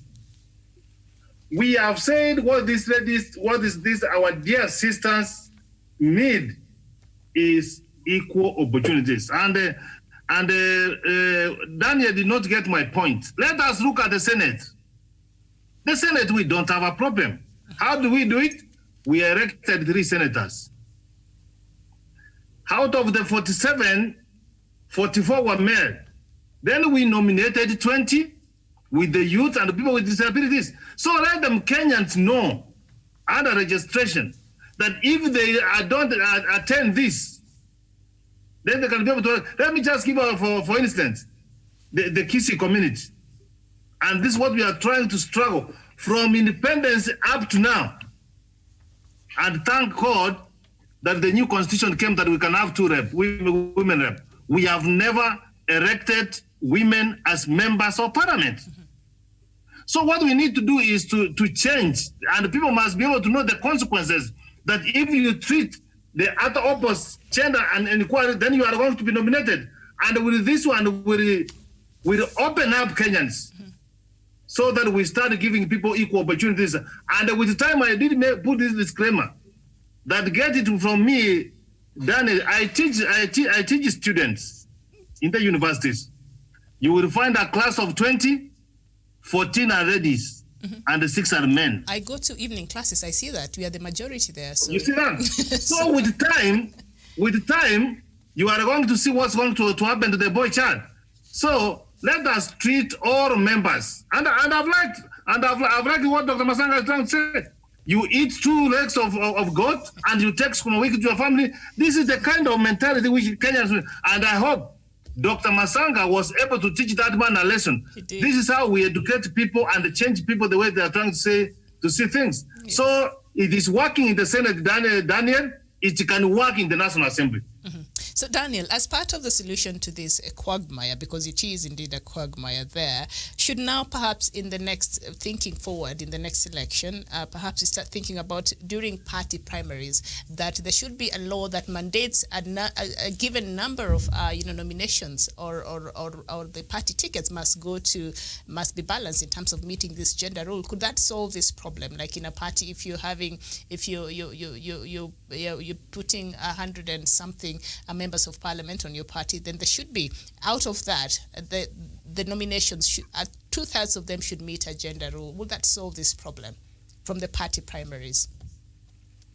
I think our party primaries have been always embroiled with crisis, and that is something that will even put us into more and more chaos. And to imagine that we can do that as a country, it's very far-fetched, Miriam, to say the least. And I think one thing the parties do, and in a country where party tickets are dished out in terms of money that you have and all that, it can never work. First of all, you have to put up very good structures. And secondly, also the question of meritocracy comes into play.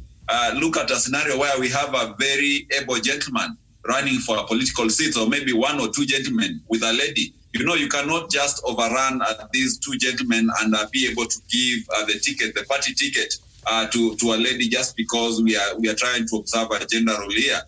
That will be what happens in such kind of scenario in Kenya. These 2 gentlemen will cross to the other side of the divide of the party and get a nomination from the other party, vie for the seat, and they'll win because when you try to compare them, perhaps maybe the lady is weaker, doesn't have the right manifesto and agenda for the people.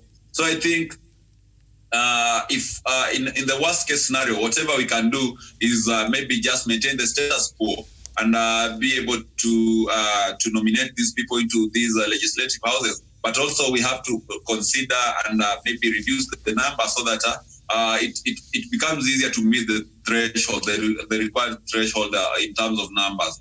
But saying that we can be able to bring it back even to the party level, then that would be total mess, Miriam.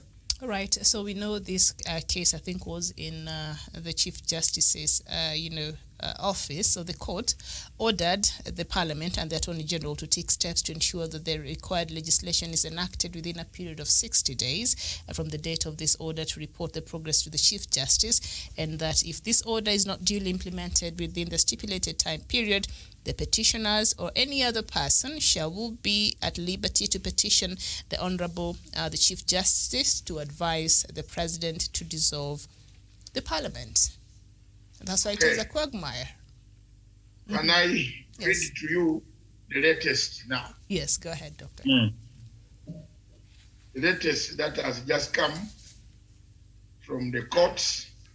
The same courts? The High Court has temporarily suspended implementation of the executive order to set out the judiciary and its tribunals under the ministries pending hearing and the determination of a case filed by the LSK. You remember that case? Did you all remember that case that was filed trying to suspend the president's presidential executive order? So we are heading there. That is now the court. You see, Miriam, you people don't see what is hidden here. Maraga does not want the deputy to take over right now. But Maraga at the same time put a 5-man bench to decide whether the Deputy Chief Justice can be tried or can take a plea or not. Somehow,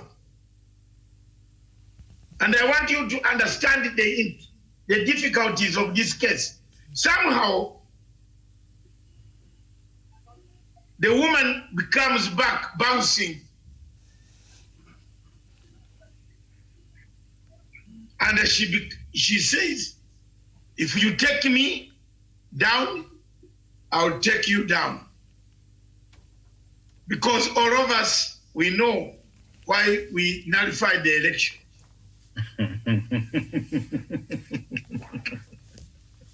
Sinyo nyinyi mlikuwa mnataka mimi niwaambie. It is like when you have all gone to steal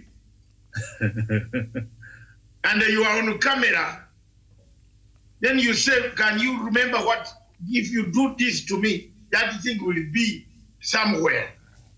So Maraga pulled it back. The case was supposed to be finished in February. And this is a pity for you Kenyans. It's a very big, you saw a lawyer with a long beard like this. I have never seen him before here. My brother with a beard was Shabar or somebody, Anthony, a prosecutor. He came out very nicely, argued his case, and brought sense. They said they will make a ruling in February. Today is August. The time of the Chief Justice. August is supposed to leave. He has 4 months to be in office. Pressure has mounted that now you are leaving. How do I live? It's like a person, thank you very much, Prof. It's like a person who wants to, after discovering that the house is so bad, he destroys it, all of it. Niende na nyumba yote na hawa, they should not have the house. It is like when you say you are going to commit suicide in Britain, it's a crime. They will take you to prison and look after you in a well-secured place because you might commit suicide when they don't know. So there is a catch-22 of Maraga in this court. What is he doing? Can he go like that? If he goes like that, the LSK will come and say, you failed to petition the president to dissolve the court, the parliament. Have you seen where we have court?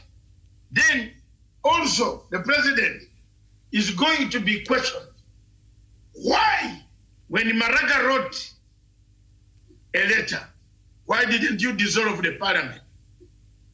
Then you will see in the Senate somebody who has been waiting to impeach the president runs to parliament and the Senate and they said this is the main engine of the Constitution. The president has abrogated it, has destroyed it, has failed in his duties as a president as directed by the Constitution.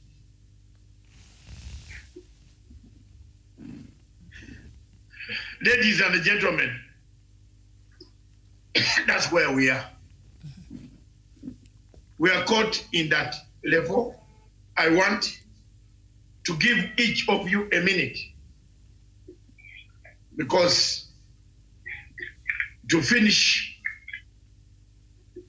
this show that I started from very far, and I want to thank Miriam for having come to rescue me. We are at crossroads.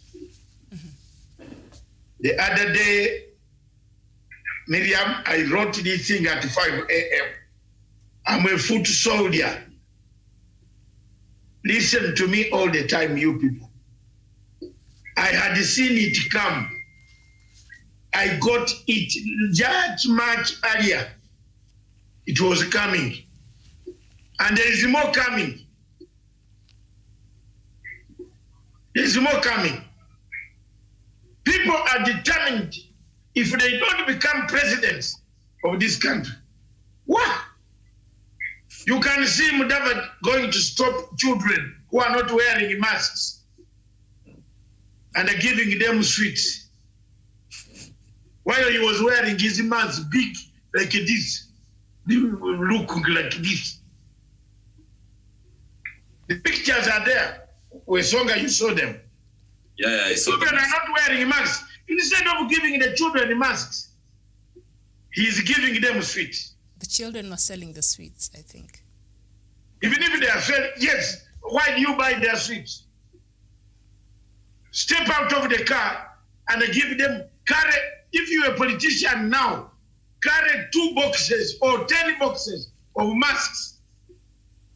A good man who has got sense of humor, sense of the people, who feels for the people, who not feels for the money, who cannot buy lunch for people, who cannot pay a bill. He steps out to buy sweets without telling them that, you come here. Here is a mask. If you see David in my car, ask me for a mask, I will bring like 10. They are there, and I've told my driver all the time, carry extra mask, because you will see somebody you pity. He might not afford the mask. These masks are 100. Isn't it 100 shillings, that one you are having? Prof. They've become affordable now at 30 or something, but the reusable ones are 100 bob. And Prof is about to step out, so maybe as we even get to the end of the show, Professor, your last words, and then Daniel, and then Doc will close for us. As one of our viewers here, Ombesh Arthur, in regards to the topic now, we are looking at LSK's calling for dissolution of Parliament due to 2/3 gender rule. He's asking, so what is the solution as you end? Yeah, Miriam, this is my parting shot, that to aspire is not to become. Those who are aspiring to be the president of this country, becoming a president of this country is a different thing. We have got a nation to build. Don't sabotage a government of the people, which is serving the people. Let us all support the President, Uhuru Kenyatta, to deliver his Big Four, because it is good for the people of Kenya. He has endeavored to live a united and a peaceful country, and this is what they are committed together with the Prime Minister. My brother in the judiciary, you have worked in the judiciary, you have done all that you have done.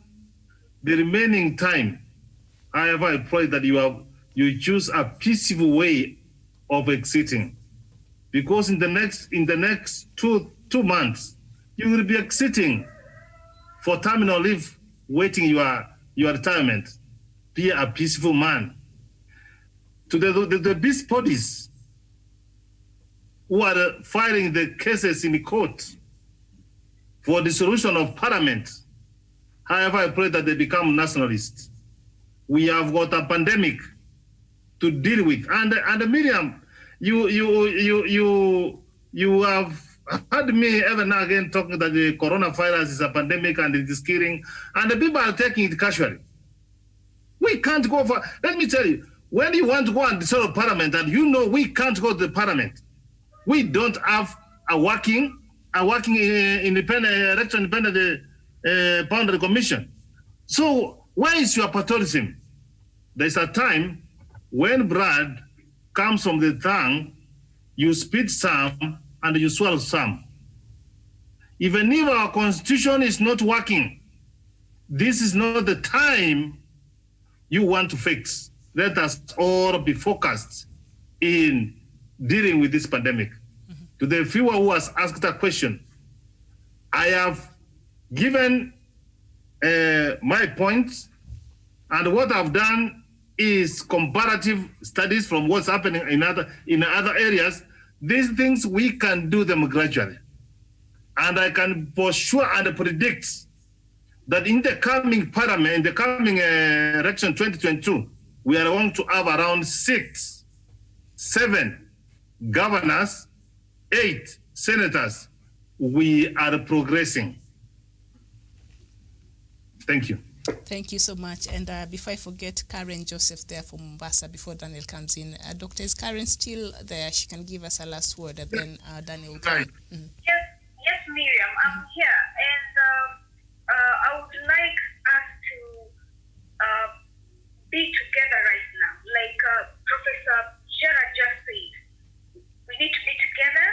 And then the judiciary, I call on the judiciary to work towards reducing the number of days a district takes in court in order for, to contribute towards the effort to get Kenya ranked at a higher global, at a higher rank placement. Because we cannot have like a commercial dispute valued at around $5,000, taking 465 days to be concluded. While in other jurisdictions, it can take even around 200 days. So the judiciary should work on reducing the numbers we take to solve this dispute. It matters because it affects us as a country globally. People are looking at us. How are we ranked? So I call the judiciary to do that. Concerning the matter on gender equality, we need to give these women a chance. Even if there are others who messed up in the past, we should not hold that against every other woman and hold it against the future of this country just because some other people do not do their work. So we should not punish other women because of some other sins committed by other women. Things will change. We should give other women chances in parliament. And politically, so much is happening in the country, but as Kenyans, I urge Kenyans to always remember to vote for leaders who have a track record in matters of development and leaders who have defended democracy. That is all for now. Miriam, thank you very much. Karen, thank you so much, and it was nice having you on the show today. Daniel? Yes, thank you, Miriam. And I'd like to just give key points. First of all, we need Maraga to exit the realm of the judiciary as early as today. Let him, if the judiciary, as they complain that he's not been given an ample time to work, let him quit and give the reins of leadership of the judiciary to an able person. Number 2, about the 2/3 gender rule. I think these are laws that that has brought a lot of trouble upon ourselves. And as Dr. Matsanga said, we need to reconsider it. We need to really put it within a threshold that will be quite achievable as a country, so that we don't end up in a constitutional crisis, which has made us vulnerable to praise of the regime change, like the Chief Justice is trying to do. And then lastly, I think now on the issue of on the same issue of the 2/3 gender rule, let's explore what BBI is saying. I believe this will offer us a very good roadmap towards addressing such like issues, and also the issues of that have been with us. We've talked about the violence there in the Kuresoi Nakuru area, which has been happening since 1992. So these are the issues that the BBI is coming to heal, and we should support it with totality and support President Uhuru Kenyatta and the former the opposition leader Raila Odinga in giving Kenya a very, very clear roadmap and a future in the coming days. That is my parting shot.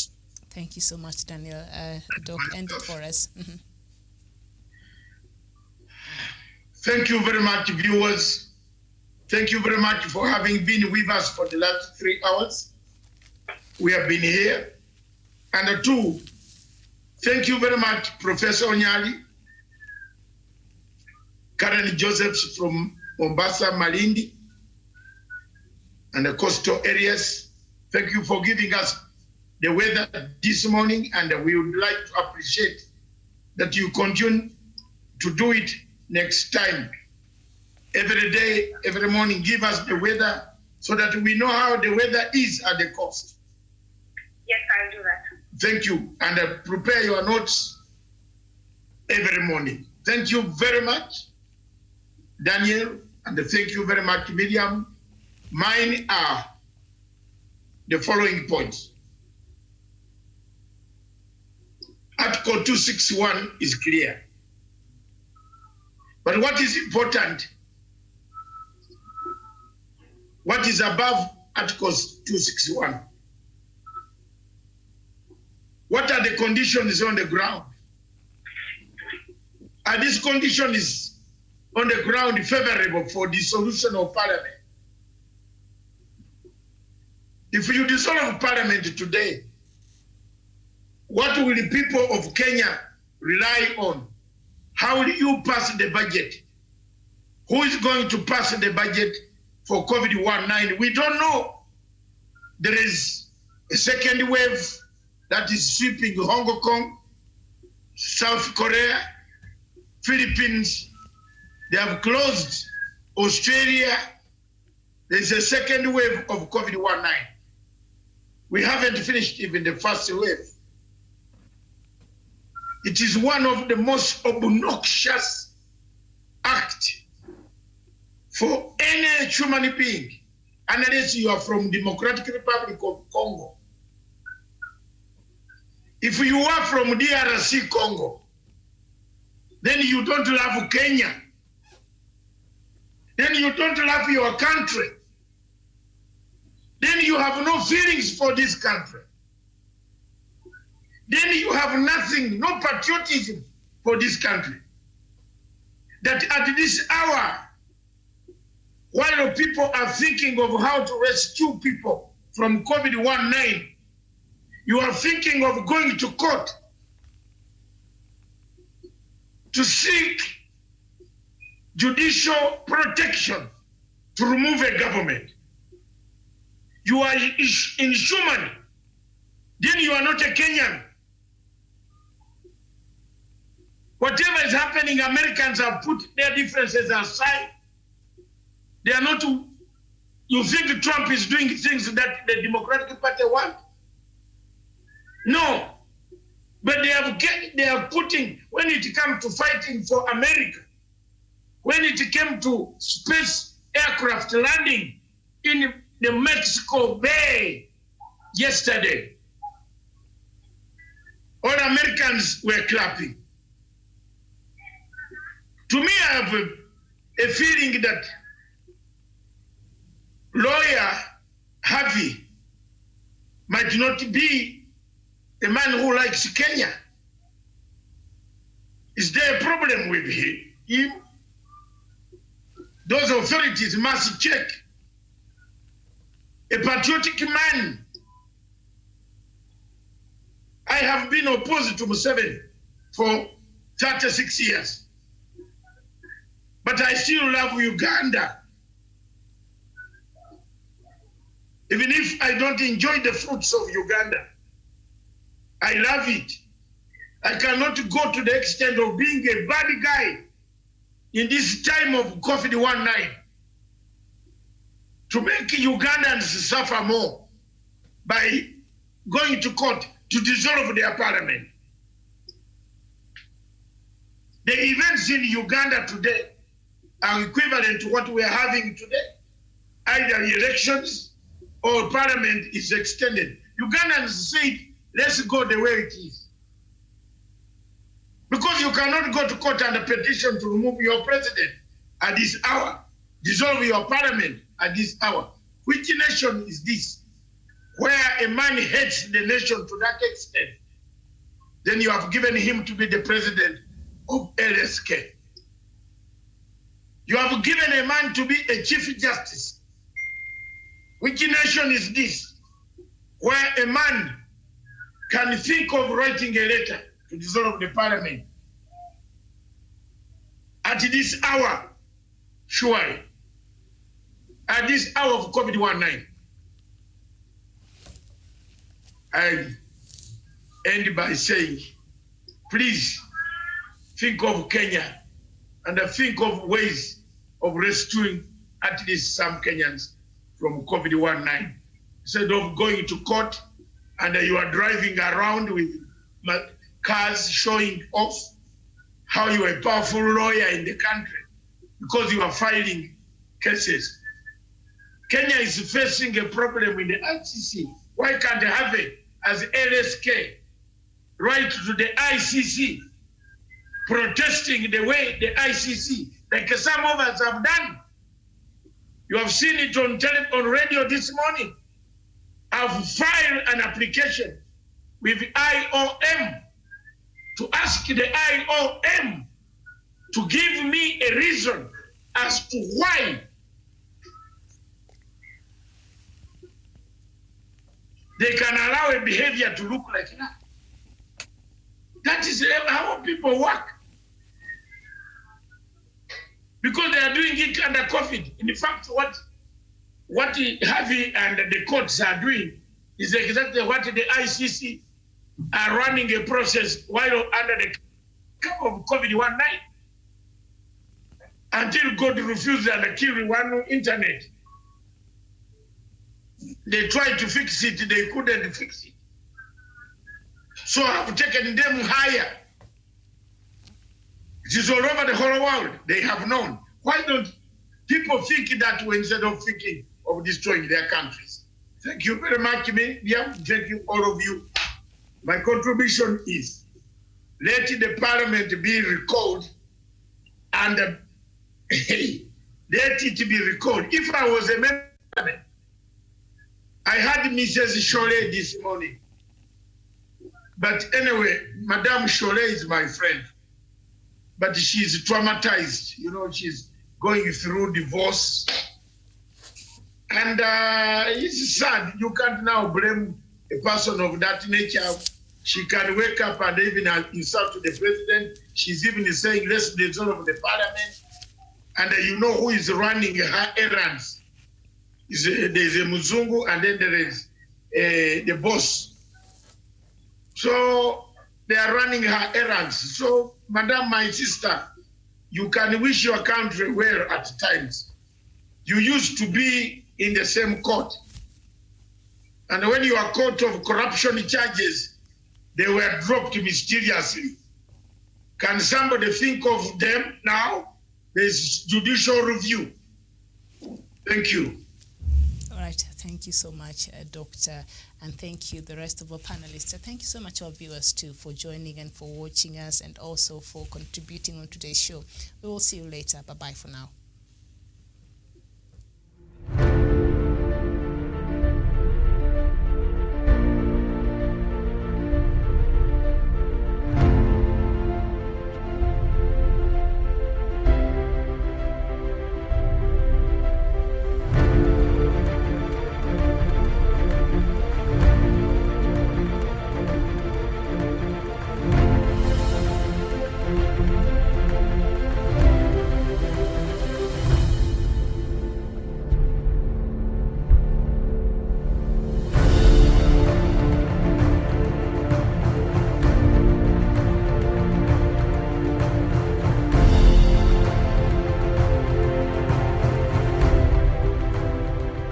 Peace must be our goal and our guide. And all that we strive for as a human family, dignity and hope, progress and prosperity, depends on peace. But peace depends on us.